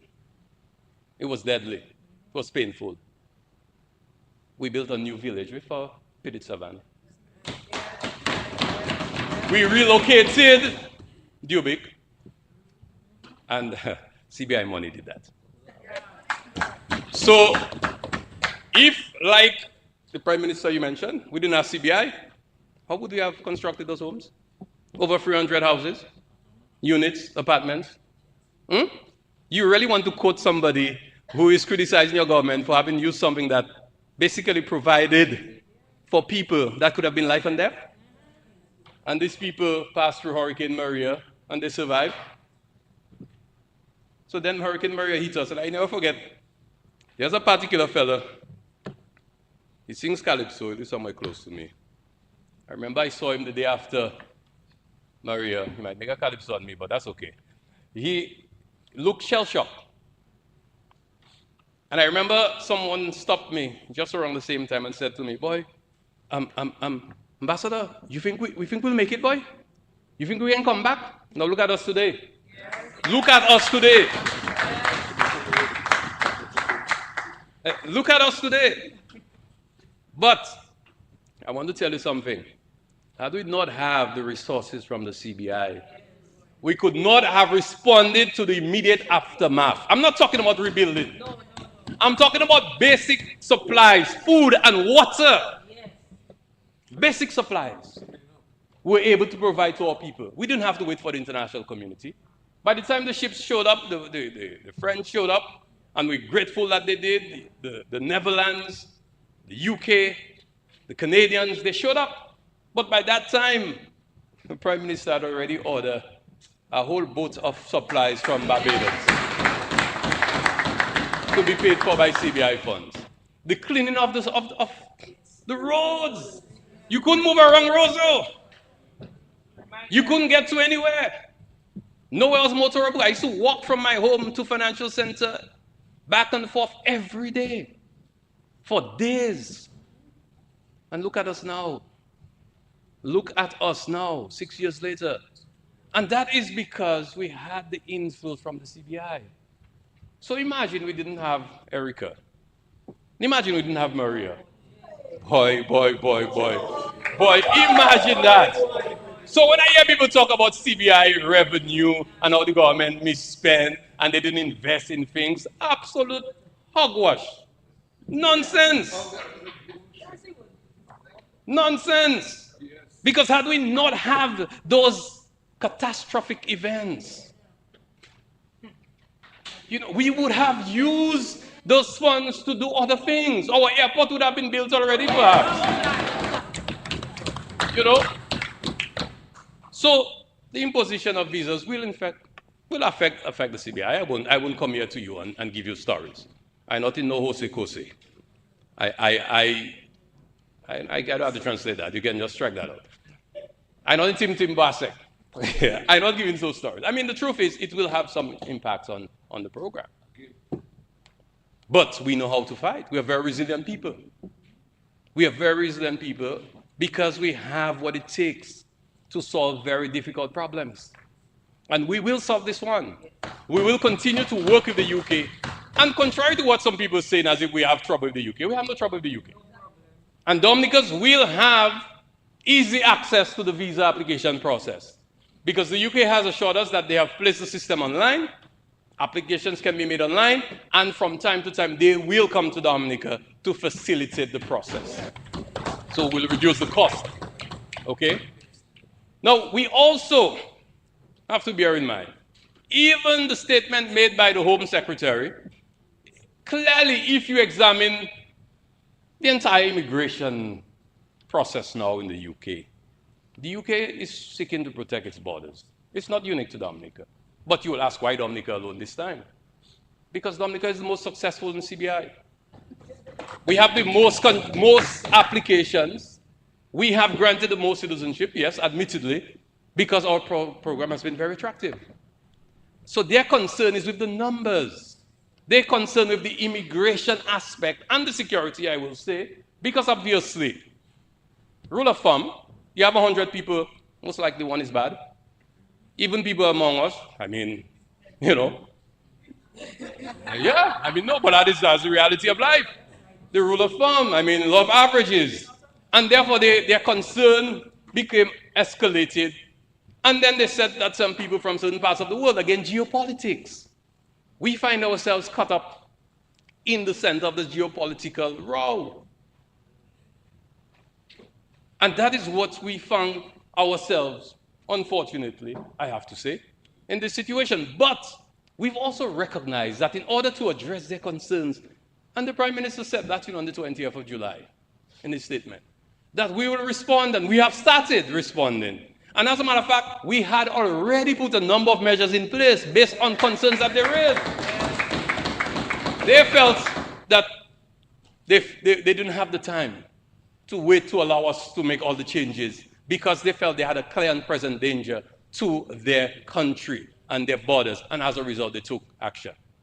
But we will continue to work with them, and we don't vex, At first, you think we're far shade and we're not talking. We're talking to each other. I've been in touch with the High Commissioner acting for as recent as yesterday. I remember one of my colleagues called me to ask me a question, and I quickly called, and they've been very responsive, and that has been the relationship. As a matter of fact, we even had to vote for them, but I see the fella there, he didn't reach Kenya. But we made arrangements, because we had to support their candidate for an international office. And that is what we do. Countries may disagree on one matter, may have some things to resolve, but we're still pressing on. And this is why we will still see the construction of the Lubia to Granby road funded by the government of the United Kingdom. Because we don't vex. We're working through the challenges. Sorry, I'm Member of Parliament for the Pidit 7 constituency. I wouldn't reach as far as Granby, but it's going to Bagatelle. So it is the Lubia to Bagatelle road, and we will see the construction sometimes this year. And that is something we're very happy about, and we look forward to that. Our relationship continues to be very cordial, and the UK has always been a very good friend and will continue to be a very good friend of Dominica. We will continue to work in the multilateral environment as well. I know there are a number of issues that they have that are active at the United Nations, and we will continue to support them. We know that there are some very controversial matters, others not so much. For example, the war in Ukraine is a matter of great concern to them, and we have been really working with them to see how we can continue to move the agenda at the United Nations and elsewhere as far as that is concerned. Mr. Speaker, we know, and similarly, our friends from the European Union have concerns, and they just published yesterday a number of areas that they think we can use as guidelines to strengthen our program. The good news is we've started. Even before they ask, we've started. Enhanced due diligence, for example, is something that we have started. We are now conducting interviews of applicants. That is something that we have reinstated, having removed it years ago. And there are a number of other areas that we will be really reforming or strengthening, because we recognize that as a program that has been so successful for over 30 years, that obviously we have to continuously improve, especially recognizing that success brings certain responsibilities and challenges, and therefore we must respond accordingly.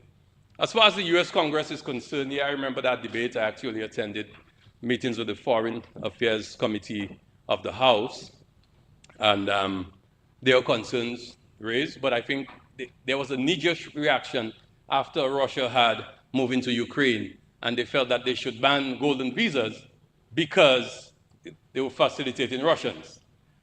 Again, not criticizing any government, but if you go in certain cities in the world, you will find more Russian money than anywhere in the Caribbean, much less for Dominica. So they were trying to calm down on the Russians, and we end up being collateral damage. They took very strong views, but we had already taken our action. The Prime Minister had already given instructions that we'll not be granting citizenship to Russians and Belarusians just after the incursion of Ukraine. So as far as that is concerned, that is not something for us to make reference to, because there are people in the United States Congress who have very strong views about people like you and I. And I'll say it as bluntly as that. It is not the Biden administration. They work very well with us, but there are those who would rather that we would find our place somewhere else and not even visit their shores. So I think that you should not get confused with those people. Don't repeat what they say, because these are the same people that have been saying things about us forever, lynch us and do all sorts of things to us. So we have to be very careful about quoting these people, because we know them. These are the same people who place our CBI under significant pressure by creating what is often referred to as de-risking and corresponding banking challenges. They passed a law in Congress that places tremendous burden on the United States banking system if they do business with our countries, not specifically us, but other countries. And those banks have found that They don't want to take the risk, and that's why they call it de-risking. They don't want to take the risk of being fined if a transaction is done and the US government Treasury Department finds a problem with that transaction. So to avoid that, they just prefer not to do business with us or make it difficult for us to do business with them. But for money to move throughout the world, there has to be corresponding banks for countries like ours where we don't have direct banking relationships with those other countries where funds are moving from. That is something that was created by the US government, by the US Congress, sorry. I prefer to say specifically where it came from. And that has caused us to do something that now the EU is asking us to avoid.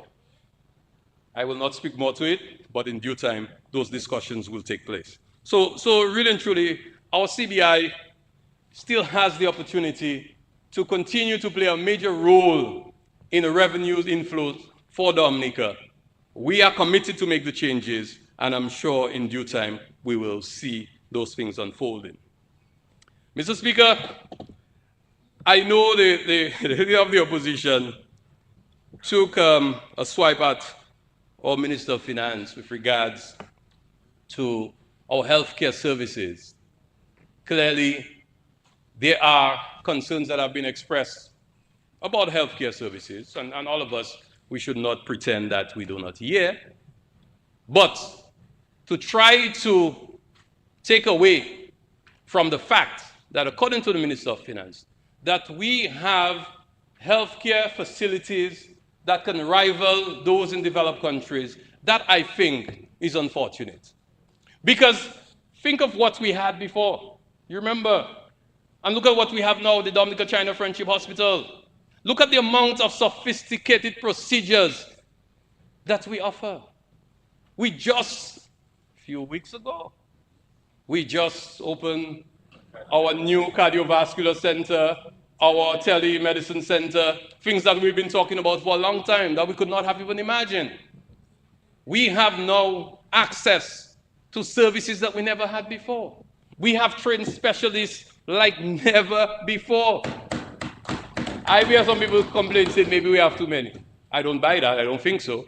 I think we need to make sure that their services are utilized properly. But we have access now to specialists, Dominican specialists, who've been trained to provide those services for us in Dominica that we've never had before. We have already, and again, Madam Leader of the Opposition, you cannot simply stand on your feet in rebuttal to the budget. We don't, you know, by the way, only realize she never mentioned anything in the actual budget. Where the thing, the big book. She never, you know, I'm sorry, I'm Leader of the Opposition, you know they give us something like that. The estimates. Expenditure, revenue, line by line. You can go through them. So all of the things I said, there's so many things there, boy. Sorry, I'm Mr. Speaker, the Leader of the Opposition. I'm talking about so many things. I never heard reference to head 102. You know, I never heard anything like that. Just generalities, accusations, allegations, and a lot of bad vibes.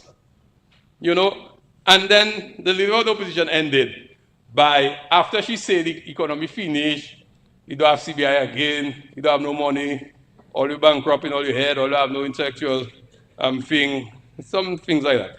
And then she ended by asking us to do things for her. You don't realize that? I mean, to make road, give farmers thing, give people house. How are you going to get that in an economy that mash up? Or maybe you didn't know what the word mean. They write for you there. Moribund, I think. That's the word you use? I mean, if you are saying all of those things, then why are you asking for that? Me, I would leave all the thing there. If I find the thing mash up, I'm not asking for nothing because all you give people house, the thing mash up. Because all you make road for farmers, the thing mash up. And therefore, I don't want that. And I even heard my good friend from Byron got asking for something too the other day. Oh. But he will speak for himself.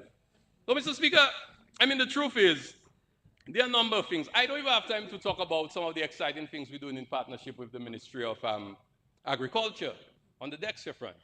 I will leave that for the Minister to speak to. But we have made great progress. And we have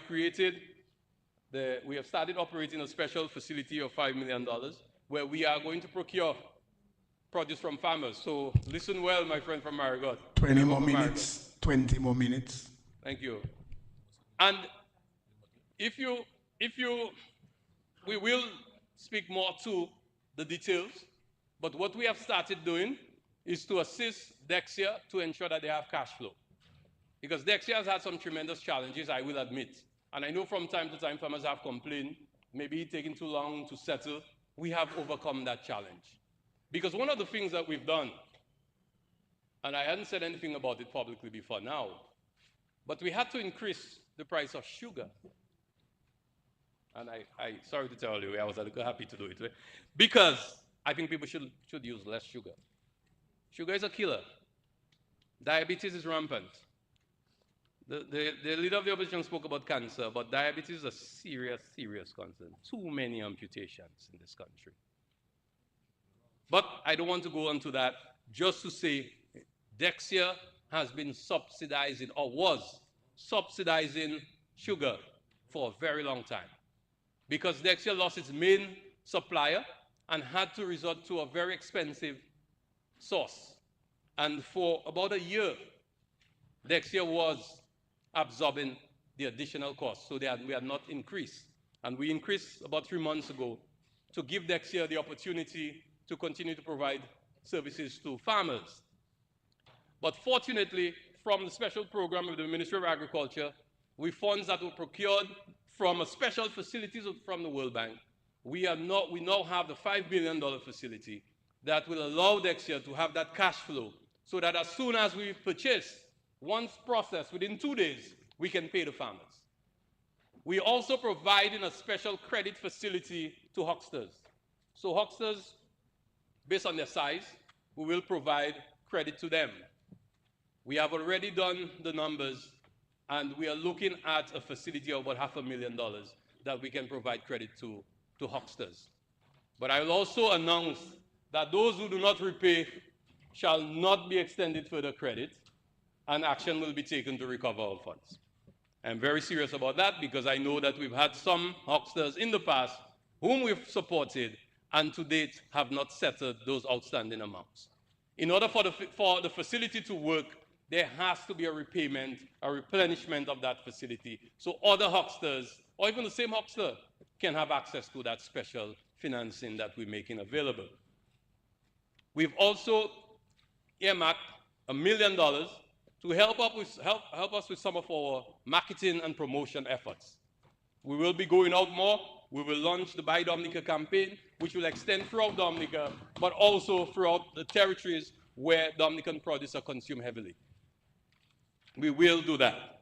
But as has been said, the best people to assist us, and I think the Minister of Finance also mentioned that, the Prime Minister is well known for saying that, it is us who must buy what we produce. I don't like to laugh other colleagues in other countries, and more so prime ministers, but our prime minister just said to watch what you eat and eat what you watch.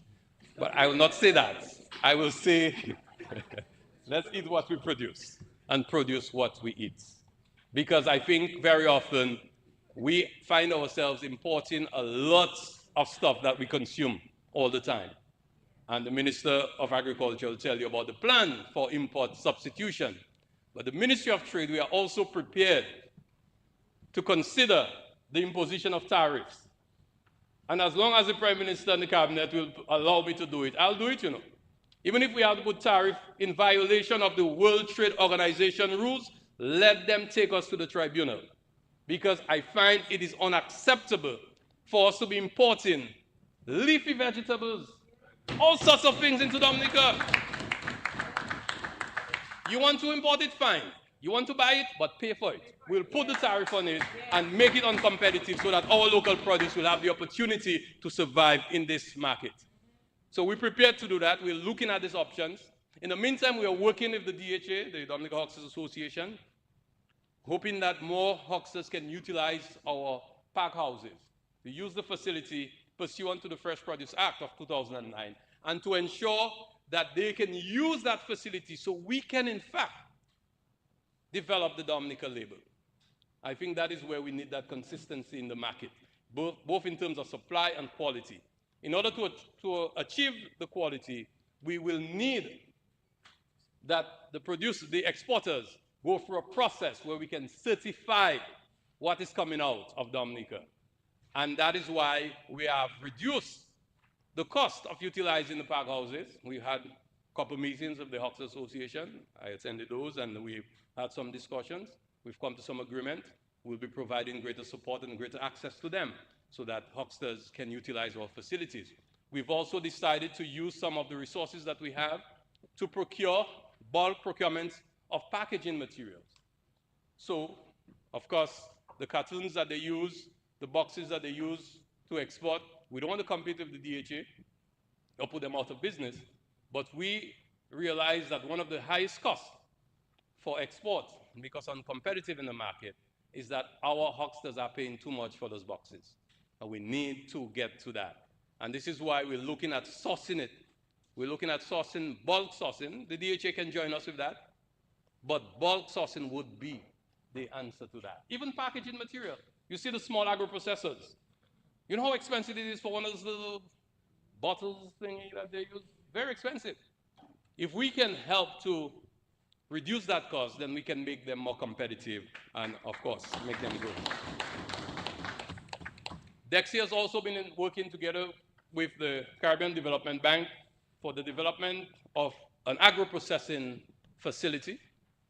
The studies are being done, and I'm hoping that soon we will pass over that portfolio to that item to the Ministry of Agriculture so that they can move towards the implementation of the outcome of that exercise. So we're looking forward to that, Minister, so that we can step up our efforts in agro-processing.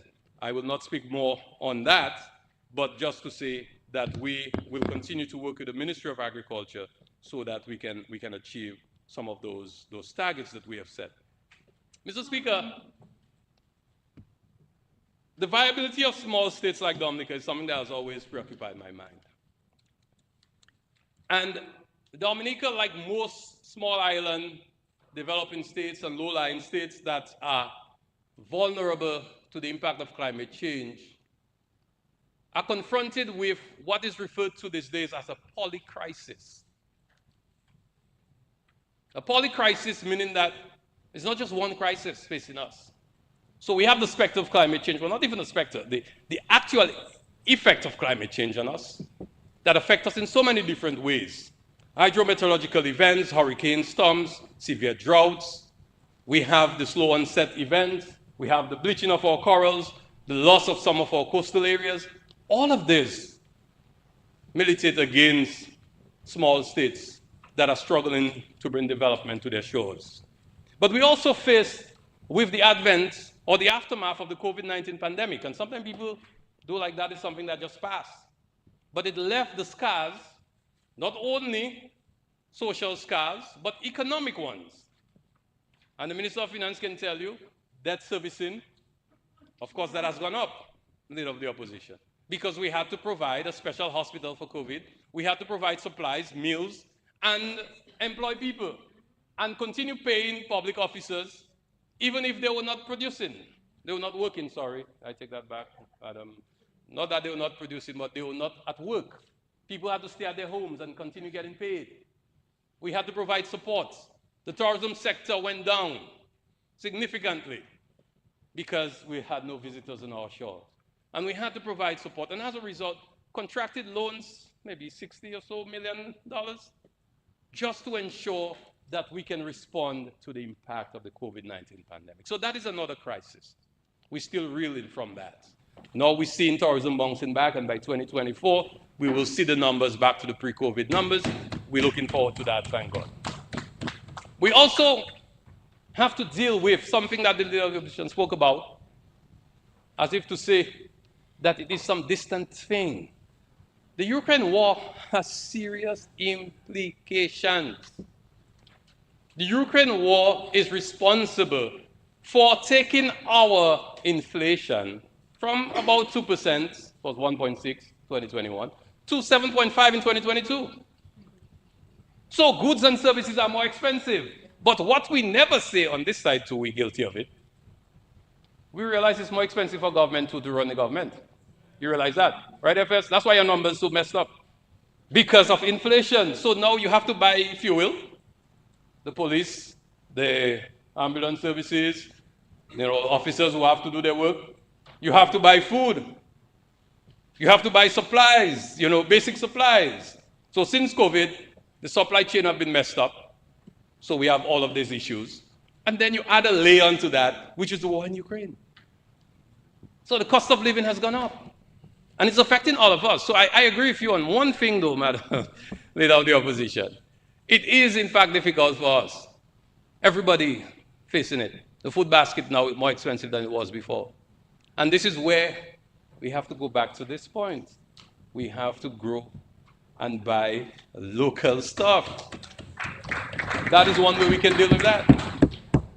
So, as small states struggling, we have to recognize that is a real challenge. And this is why Dominica is in strong support of the efforts of Prime Minister Mia Mottley of Barbados with the Bridgetown Initiative that is calling for the reform of the Bretton Woods institutions, the World Bank, the IMF, those institutions to which we are indebted, and to see how they can give us a better deal. And as we move to Dubai, I think it is, not Abu Dhabi, Dubai, for COP28, right, Minister of Environment, we have to continue making a strong case to ensure that the loss and damage facility, which was created in Sharm el-Sheikh in Egypt last year at COP27, can be realized to provide support to countries like ours. Although I have asked my colleagues to add a line that we should not be benefiting after we get hit. We should be benefiting now because we have had losses and damage. And therefore, the loans that we're paying because we've had to rebuild, those loans, we should get a break on those loans too. And this is where the work of a Ministry of Foreign Affairs becomes very important from a bilateral and multilateral level. And this is where we have to be present and counted. Well, not just Vini Live, I say Buglawa. Like some fellas just go somewhere and just... You have to translate. I translated it. It's like some guys go to a meeting and they just come there with them other fellas. They have nothing to say, nothing to offer. But Dominica always has something to bring forward, to put on the table, because we feel it's important to be active in the international community, to be active in our bilateral relationships, and this is why we cherish those relations that we have. Our friends from the People's Republic of China have always been there for us and with us. And the recently approved contracts for the construction of 6 schools in Dominica is something for which we are grateful, because these schools were damaged by Hurricane Maria. And I'm happy, and I suspect the Sergeant at Arms will be happy too. One such school will be in Tetmon, right in Mountain, next to his home. But it will improve the overall look and feel of the community, at the same time providing an excellent learning facility for our children and a workplace for our teachers. So we're very excited about that. And I know the facility in Goodwill, the Goodwill Secondary School, state of the art. We're looking forward to that facility being one of the major centers of technical vocational training. And the Chinese government has already given its commitment that it will assist us to achieve that objective. So that is great news. And we're very happy. We're very happy with the support from our friends. So as we continue to play our role as a responsible country, and I will say, I have a line using that offends some people, but I'll use it anyway. Small island states are basically like a big village in Africa, a small village, in Africa. But you know what differentiates us from being a village? Because some people say we are like village states, but the difference is we have a seat at the United Nations and we have a vote at the United Nations. We have the tool of diplomacy and foreign relations. Because at the end of the day, people don't like us because we have a beautiful nature eye. They like us because we have a reciprocal relationship. Some people don't understand that, you know. They say, oh, and Mr. Speaker, you'll allow me to say it so. Oh, scary sell us to the Chinese. Oh, we make deal with these people. No, we're using the tool of diplomacy, foreign relations. So when you see those relationships flourishing, what you need to ask yourself is, how is it that a small island state like ours can punch above its weight? It's because we are strategic. We engage meaningfully. And I will say, Mr. Speaker, we do not just idly just follow people. And were we to follow a prime minister that was mentioned earlier, perhaps we would not have even have relations with China. But because of the genius of Roosevelt Skerrit, our prime minister, almost 20 years ago, we were able to establish diplomatic relations with the People's Republic of China. And look at it now. Look at what it has produced. So when you hear visa imposition on Dominica, don't worry, don't think it's over. It's not over. My partner from Marigot, I don't know how strong your Creole is. I see you smiling at me. But we like vete. We like earthworms. You can't kill us so. We're resilient. And we'll always survive. And thank God that He has ensured that we always survive. Mr. Speaker, I support the 2023-2024 national budget.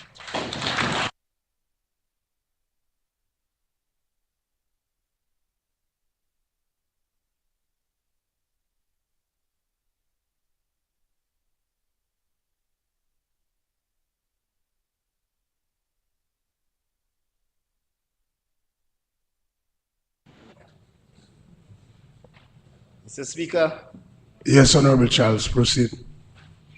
it's an extreme honor standing here representing my proud constituency, Marigot and Concord. So,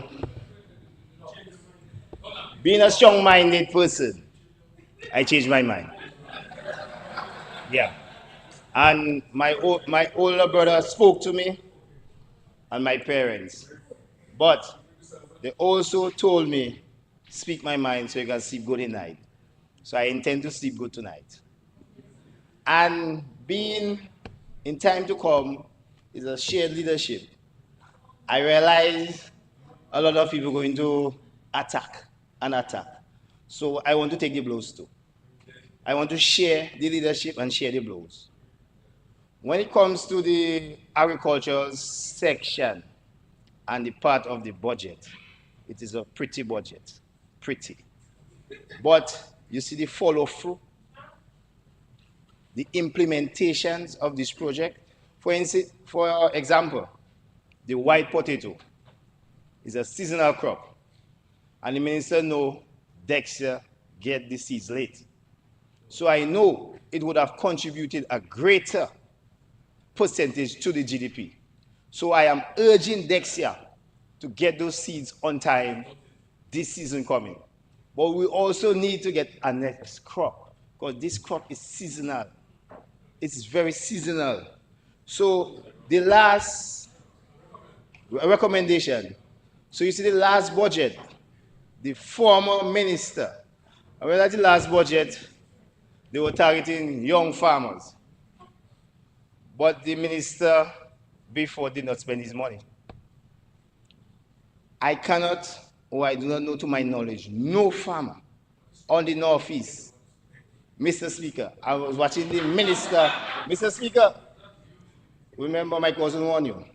No, I was just watching Minister of Agriculture, while speaking on agriculture. But Mr. Speaker, I would like the Minister of Agriculture to spend his allotted money, his funds that is going to be approved, because agriculture needs every single cent, and agriculture is the way forward. The land and the sea is the money for Dominica, because some projects will fail eventually, will have it ups and downs. But you see agriculture, you see food, you see your food security. I would like you all to secure that. Because up till today, the former minister yet to build a 4-pen thing in office. He have the money there. They'll take it from him and send it somewhere else. Redirect the funds. Use the money they allotted to you all. Use it. Simple, just use it. Just use it. When it comes to the agriculture, again, Mr. Speaker, I don't know what Bowie and Margot did to you all. But the records will state, anytime you all want agriculture to improve in this very Dominica, you see the food basket and the bread basket of this country, we have to get a larger portion of these allotted funds. We need it. Margot and Salisbury, the records don't lie. The records don't lie at all, at all, at all. If you all check the records, you need Margot and Salisbury. Ben high, Ben low, you need Margot and Salisbury. Simple. So spend the money where it has to be spent. You need Margot and Salisbury. Simple, you need Margot and Salisbury. Now, I don't even want to talk. You see, brothers and sisters will agree and disagree. St. Vincent will disagree. Now, my very Prime Minister made a statement. You all pass a law and have a law for smokers to blow marijuana smoke in my face. I don't agree to that. The law, decriminalization of marijuana. But I would like to give a recommendation. The recommendation I would like to give, when you watch your sister, brother country like St. Vincent, what I think farmers should be doing, planting your marijuana for the manufacturers to make your money, not for people to smoke. To make your marijuana oils, because we have to move with the times. Yes, I dread. You have to move with the times. You have to move with the times, Mr. Speaker, because the world economy is changing, as you all said. You have to move with the times. They're making marijuana oil, marijuana soap, everything is marijuana right now. If you don't have marijuana in your economy, it is the goal. You have to move with the times, you know, Mr. Speaker. If you don't want to move with the times, you'll be left behind. You have to move with the times. It's simple. It's a simple thing. It's a simple thing. Simple. Just move with the times. Change the laws so you can put a greater emphasis in the marijuana. Simple. It's a simple process. But I'm going to move on and leave that alone. Yeah? Now, Mr. Speaker, I realize alcohol going up.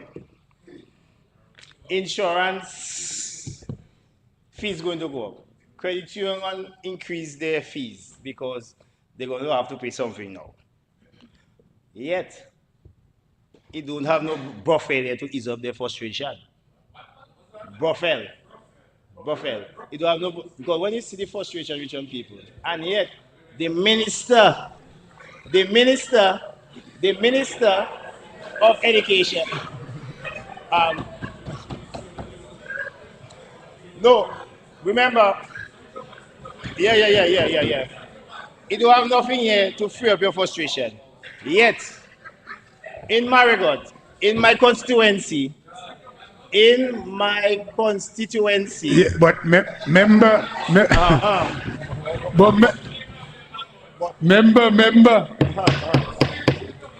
but brothel is illegal in Dominica, so are you suggesting? Withdrawn, Mr. Speaker. No, I'm not saying you should withdraw. Oh. I'm just saying it is illegal, so you have to put your context. Okay, sorry. Yes, so be careful. Be careful, yes. Be careful. Now, Mr. Speaker, with the frustration with the increases in a lot of things, yet the museum in Marigot is still not open. It was stated that it was going to open in July. When my pressure go up, where you want me to go? It don't have it. Mr. Speaker, I mean, we all laughing and okay, but order. we laughing, you know, but it's a serious thing. When I go to the credit union, I have to change a check for $7. So I know that check going to be $20 now. So now when the pressure started, and Chebesau is $12. So you know that's going to go $20 now. No, when my pressure go up and I have to pass in the sea salt, Mr. Speaker, the very sea salt. I don't want to watch Mr. Paris' face. You see this? So now, Mr. Speaker, now I realize, like, when we... Members, please allow the honorable Yeah. to make his point. Yes. Please. Yeah. Mr. Speaker, what I realize now, when certain people speak certain things, we tend to hear what we want to hear. We tend to turn a blind eye to certain things, which because of certain partisan politics. You see my shoulder? I don't have no workers, no labor right. I'm an independent man. So you see me? When I speak independently. So you see when certain things affecting me and my constituency, I'll laugh about it. But it's not a joke. I speaking and laughing, but it's a serious thing. You see sometimes I feel like Afanas in West Indies, like a lost cause. Just batting, scoring, and the team not helping me. Because I just come. I just reach, and I try my best, and it's like a lost cause. I need you all to help move this country. Yes, I come in there. Hold on, I come in. Hold on, man. But it also come to my attention. I seen Dominica on West Indies there. But anyway, you'll tell me what's the cost of that. We'll leave that alone. Yeah. No, in Margot now, I realize, I don't know if it's a constituency office, but the former senator, the ghost minister, will explain that to me. Because right now, we have two constituency in Margot, offices in Margot. Two constituency offices. So I don't know if it's to give out the school books, because I only asked for 5 first form students to receive help. Would they help? They help, that's the business. But I want 5 of them. I don't know if I was able to get it. But I seen it have 2 constituency office, but at what cost? Okay, let's leave it alone. Now, I have my office, which is paid by this administration, run by some people even calling me the Champal rep. But anyway, I take it any the Champal rep. So I take it. So I want to know. You answer me later though. The 2 offices, I don't know at what cost. But anyway, I go to move on. I'll move on. Mr. Prime Minister, Honorable Prime Minister, I, on behalf of the fish hunters and the Margot constituency, would like to thank this government for the contribution for the fisherman fees last same period that took place. It was a great contribution, so they don't have no debt to pay right now. Everything is profit. Now, I going back to agriculture. Hold on, cousin. I going back to agriculture. Yes, I going back to agriculture. Now, you see this fisheries complex? It is underutilized. I don't want it for no jump up only and partying only. So now you see the Honorable Julian Defoe, the fisher groups or the fishermen and the stakeholders in the Margot and environments, Honorable Cozier, Frederick constituency, can attest, and they are willing to bring recommendation and ideas to improve and make this facility a maximum production, because multi-billion dollars, $1 million spending in it. We have ideas. I know you have ideas too, but we are willing to invite, and you invite us to work and move this facility. This facility is sitting there for party. I don't like that. We want to reach out to you so you can reach out back to us so we can move this facility to make more money and improve my constituency, because a lot of people have been coming to me about fishermen feed the baby. I say, okay, I'll deliver that. We'll reach out to you all. You can reach out back to us so we can enhance this facility that's sitting there, that's a multi-million, that's a facility that can just move Margot especially, and Dominica to be on it. We produce it fish. We produce it. But anyway, we'll get to that. Now, I want to say thank you again to this government for the constituency fund of $50 in projects. Sorry, $50,000. Now, I'm so glad, I don't know about that. I'm so glad that the financial secretary is there, Mr. Speaker. And all the projects I brought to her, she never turned them down. It just signed and say, okay. And you see, it's not she alone, you know. The co-signer. She bowing her head. The permanent secretary to the prime minister. Okay. And she just signed it. Now, these projects almost completed, getting there, but the money done. It finished. That is why I know I had to use it up, because I have more to get, because it was properly spent. Because I know it was properly spent. Because I know this very honorable prime minister will pass it. He'll give me the money. I know he'll give it to me. Because I wasn't like the ghost minister just cooking pot and giving groceries in his office. I wasn't like that. I doing things that is community orientated. I don't come here to look pretty. I'm the ugliest in my mother children and them. I don't come to make no enemies. I don't come to make friends. I come here for people to respect me. When I come to do Margot, listen to me, I could go everywhere, anywhere, but I stay in Margot. I stay there. Fighting a cause for a better Marigot and a better Domingo on beyond. So you see, from today, I waiting for that money, the top up, eh? Okay. All right, I waiting for the money. Now, the shortcoming from certain caretaker and maybe the government to an extent, I want to fix the shortcoming. Because the shortcoming of certain projects that was done in Marigot. Shortcomings. Yeah. This, for instance, my road I grew up on, adjacent to the airport. Mirai, Japanese company, save millions, they finish my river. Venezuelans, Colas scheme, they finish my river again. BAM, yeah, there's the only place I have scale, eh? They have that. They have that. Now, BAM, banana austerity measures. Yeah. Now, give some money before Maria. Maria blow away the money, the project stopped. Because you see, I like transparency and I like information in advance. And when it comes to Margot, you all giving me a little pressure.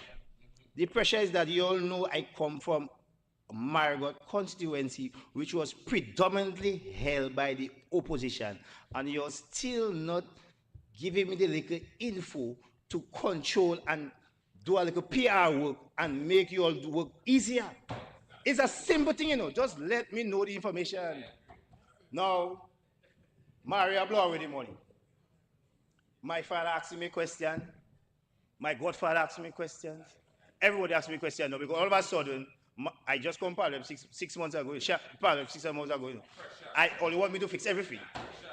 No, my problem is that help me to help all you. It's simple, you know. It's a simple thing, you know. No, my cousin watching me and what you talking? What I talking about? This morning I went by the ATM to put a little gas, you know, gas going up, and I got my money low, you know. So I go by the ATM. I stop in. I seen 20 Bajans. I asked, oh yeah, from Barbados, 20 of them. I don't have a problem with Bajans, you know. I don't know if it's, but they have coats, safety coats. No, I don't like that name there. No, The thing is that Bajan Company going to extend the runway. Yeah, extend the runway. We have to move with the times, protocols, regulation improve. That's okay. Extend. You do your extension. But my very said road, 3 different set of money, and it is still incomplete. Now, I asked the foreman, the Bajan, what is your intention? Oh, it was going to follow the road for us to pass and do extension. So I say, what did I get damage? Okay, all right. I say, listen to me. There's an alternative route if you don't know. You see where the last machine pass there, sir. Because if you're not willing to fix the road, it don't make no sense. I just used the 50,000 constituency account and patch the road, and you're coming now to pass a bulldozer and a roller and telling me you can pass, and you're not going to fix it back. That is what he told me. They don't have no intention, they don't have no estimate. So I say, okay, there's an alternative road, passing the alternative road. Simple. I never block no road. I just speak to the man and he's going his way. That is merry way. Simple. I never make no confusion. It was a simple process. Pass somewhere else. There is an alternative route. Melvin Oslo. I worked 8 years in the airport. Gone on the days when Melvin Oslo had 7 flights. And ask Mr. Lati, 7, 8 flights coming. Start. You can have time to do that in the runway, man. It has space. Melvin Oslo now, man. I mean, Corona, the pandemic. So the things, we'll catch ourselves. But moving away from this extension, you have to extend because America need a little leeway, That's okay. That's okay. They have a problem with that. I know the aviation rules. I know I was the 8 years. Now, the next thing I have, I understand the international airport is building and they're going to fence already. I'll help you all, You see when it comes to fencing, airport, this administration, I don't know, give them the advice to fence. They are failing fencing. So careful with how you're spending the fencing money. Because you all tend to fence too much secondary forests. Because you don't fence because you own the land. You fence for security purposes, and outside of the fence, you can control what is being planted or done outside of the fence. You can also own the land outside. Not because you own the land, you want to fence all the land. Security cannot, you see, for security purposes, Honorable Minister of Security, you need to have fence side to fence side of security. Because Melvin all is badly fenced. Run away Monday night where? You disturbing me, Mr. Mr. Speaker.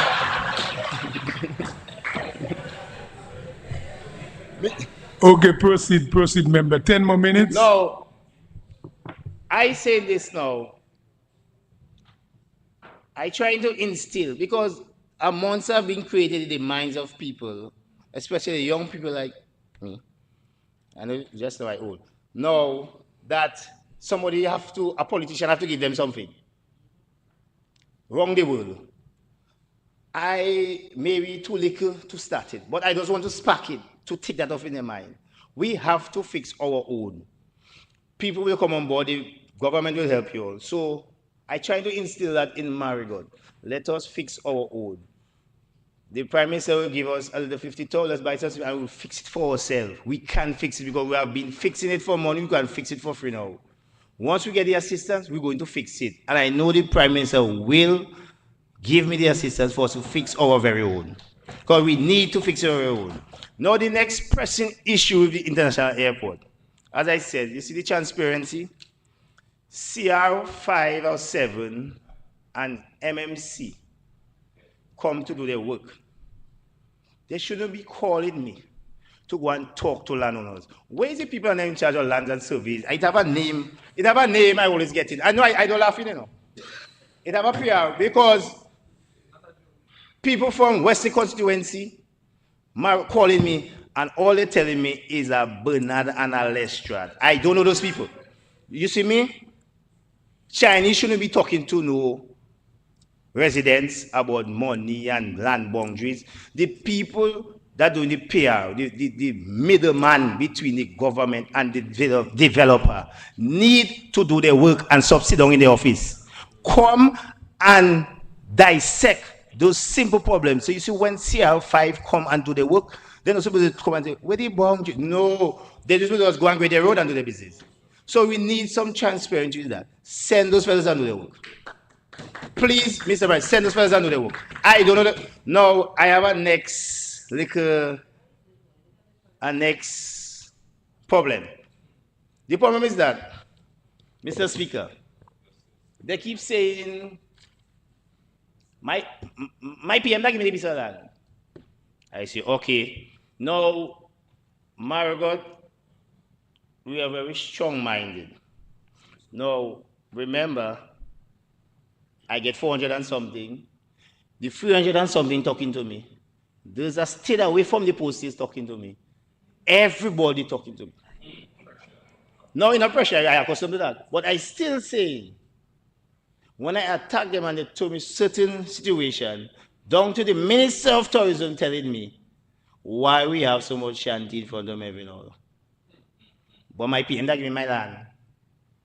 Well, what can I say? No, the Minister of Tourism, the Honorable Minister Dennis Charles, are urging her, some of the allotted funds. What I want you, like you all to do, together with Tourism Committee Development in Marigot, those people you all give the allotted lands, keep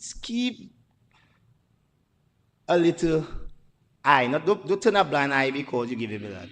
Help them develop those shanty to a proper site, visible establishment, no shack and knock up thing. Because I unable the 52, I cannot use that.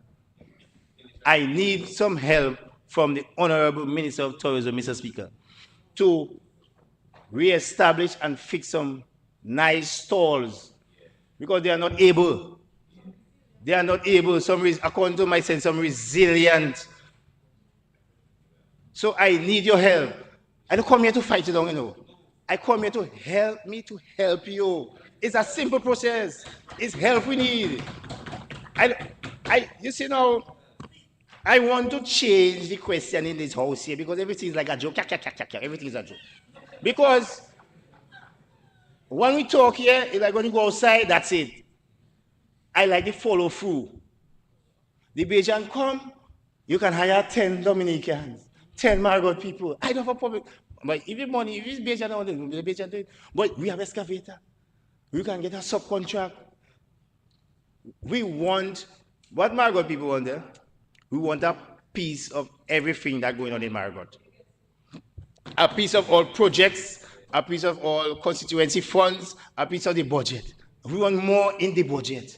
We want more. Margot, I don't know if you all forget, Margot is the largest village, you know. Mr. Anderson, Honorable Anderson, don't answer. Margot is the largest village, you know, next to Grand Bay. So you remember, you giving me extra work by not helping me. I need your help and support. When you push in pressure on me, remember the Champal rep that day, you know? The Champal rep, that is one of my nicknames. The Champal rep, help the Champal rep fix the vibes. Just help me. It's a simple thing, you know. I don't come here to fight on nobody. But I want to know prior knowledge. When they ask you, what's going on? I don't know. Government not sending people. I want to know. Remember, the ghost minister talking to 300 people. I talking to his 300, my 400, everybody. He talking to 300 alone. He talking to only 3. No, but you know that. The rest not talking to him. So I want you all to talk to me so I can relay the information to the public. And hear that. Once all you give me the information prior, what am I going people sweet with? Problem solve. We don't like bullies. One thing with us, we don't like bullies. And you see this part right there, anytime they call me, I go in to see what's happening. I don't send in nobody. I go in myself. Yes. I go in myself. So, Mr. Speaker, to conclude, all I would like, because I listened to a song this morning that's coming, all let's say Rastaman can liberate the people. I want to liberate my Marigot constituency. It's a simple call I want to do. And with the help of this present government, I would like to liberate my people. Please. I thank you.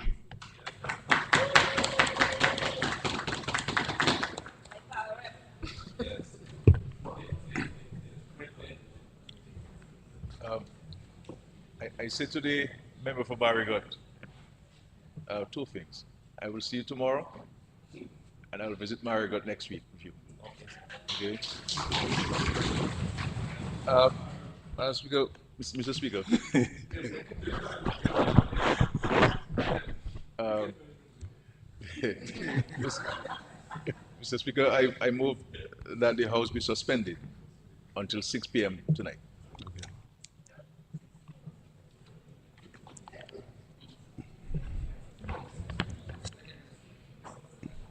It has been moved and seconded that the House be suspended until 6 p.m. tonight. Those in favor? Those against? The ayes have it. House stands suspended until 6 p.m. tonight.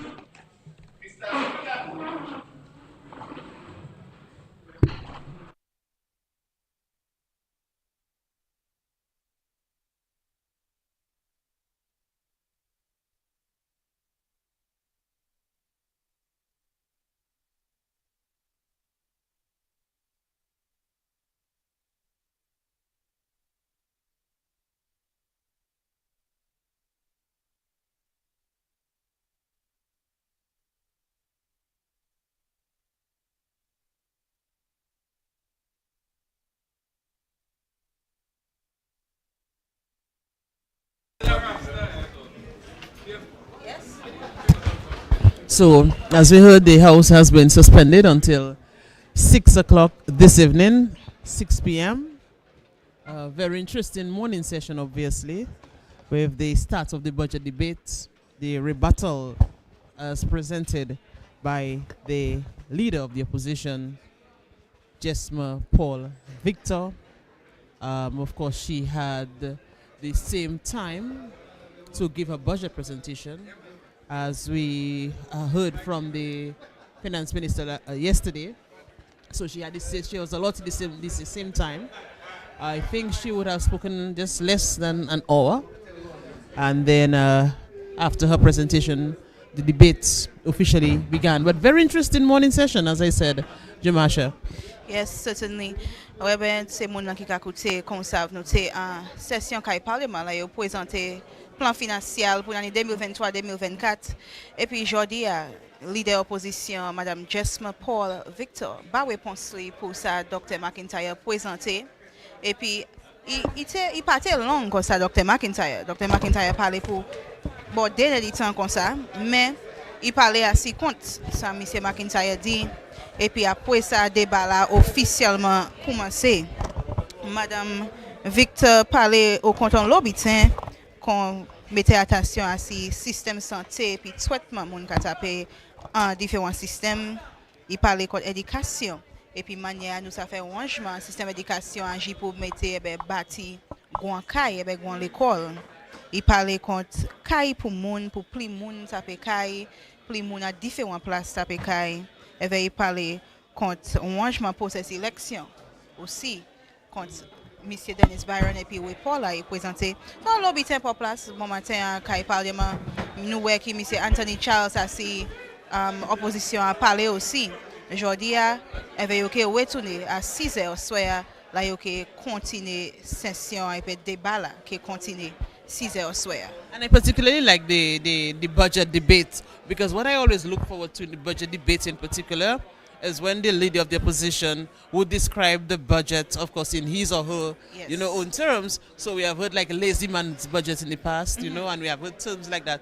So I was looking forward, to how she would like encapsulate the presentation of the budget of the Minister for Finance, as was done yesterday. But obviously, every individual has his own style. She described the budget as one which falls short.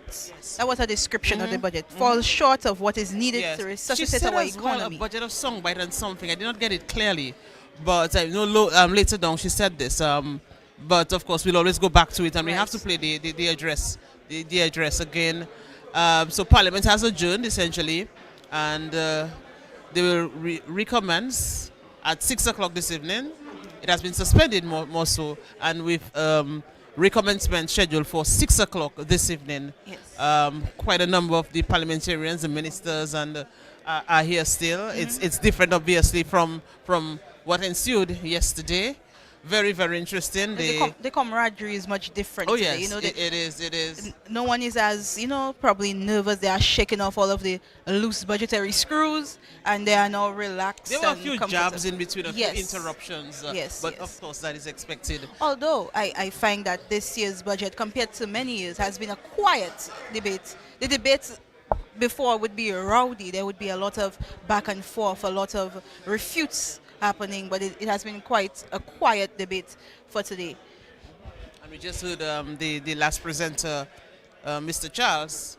And so there's a lot to be seen, Jamasha, Yes, when certainly. the House resumes at 6 o'clock. Of course, DBS will be bringing this live on all frequencies. Definite But more, it was the definite more. first time for the opposition leader, Jesper Paul Victor. It's also the first time for Anthony Charles. So for them, this is relatively new for a lot of them, having been undertaking this exercise Mais for pour already the toute first même time. opposition, Yes. c'est en BTNF, toute même opposition a présenté à dit dans un débat pour première fois, yo a dit dans un débat si l'engin pour première fois yo. Yo déjà fait yo déjà fait parlement national, mais ça c'est premier débat yo avait. C'est vraiment bitin, vous savez. Yo ou que vini mais pli en l'air. C'est ani pour yo mettre tête ensemble, côté qui ça qui passer pour yo représenter moun yo. Et bien moun Dominique, et bien l'idée d'autres moun Dominique en capacité à yo ça, primaire capacité à yo ça. And as I said earlier, everyone has his or her own style in terms of how they come up, with their budget rebuttal.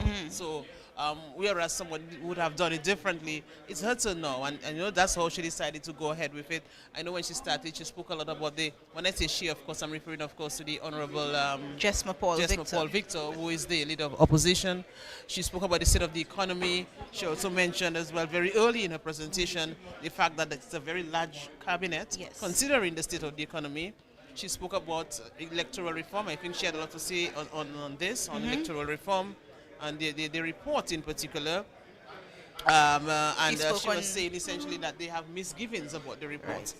She also spoke on the socio-economic challenges which the CBI poses, the economic challenges which it poses on our people in Dominica, and she stated that although it is said to be helping Dominica's economy, there is also a lot that she would want to know further about. She also spoke on the geothermal energy, which we are seeing is moving in Dominica, and the Honorable Jesper Paul Victor said that, it's taking a bit of time. It's taking too long. And these are all things that she is concerned about, and not just her, but it's also a view The of health sector as the well people. was one Yes. of the issues that she raised, and she spoke a lot about in her budget rebuttal, the And this rebuttal, was of course, something of that Jesper we heard Paul as Victor. well from Dr. McIntyre a couple of days ago, where she spoke of the treatment given to patients in the hospital, and Dr. McIntyre did make reference to that, and the budget did speak to the treatment of the people in the hospital, the way that doctors and nurses operate in the hospital. So, Honorable Paul Victor gave her rebuttal today. Il bat parole li au compte plan financier Dominique, et puis nous que vie au soir 6 heures pour tan hod dot ministère jodi à nous tan hod ministère Vince Henderson, Dr. Vince Henderson, ministère pour les affaires l'autre pays, Business International, Trade et puis Energy. Nous tan hod monsieur Anthony Charles aussi, il c'est membre parlement pour Margaret. Nous ni en longtemps pour aller toujours. Puis il y a un long monde qui va parler. Oh yes, Oui. oh yes. It's Un very, long- very early days. Very early days. The rebuttal only started just a few hours ago. Yes. And of course, DBS Radio will be back at 6 o'clock to bring this live to you as we continue to bring you live coverage of I'm trying to get it correctly. Jamasha is the third- Troisième meeting, Correct. première session, 11e Parliament. The third meeting of the first session of the 11th Parliament will be returning at 6 o'clock. Nous que via à 6 heures à Caille Parliament à Victoria Street pour mener ça con session qui continue. So join us later at 6 o'clock as we continue to bring you live coverage of the debates on the national budget as was presented yesterday, the national budget for 2023-2024. It's back now to the studio.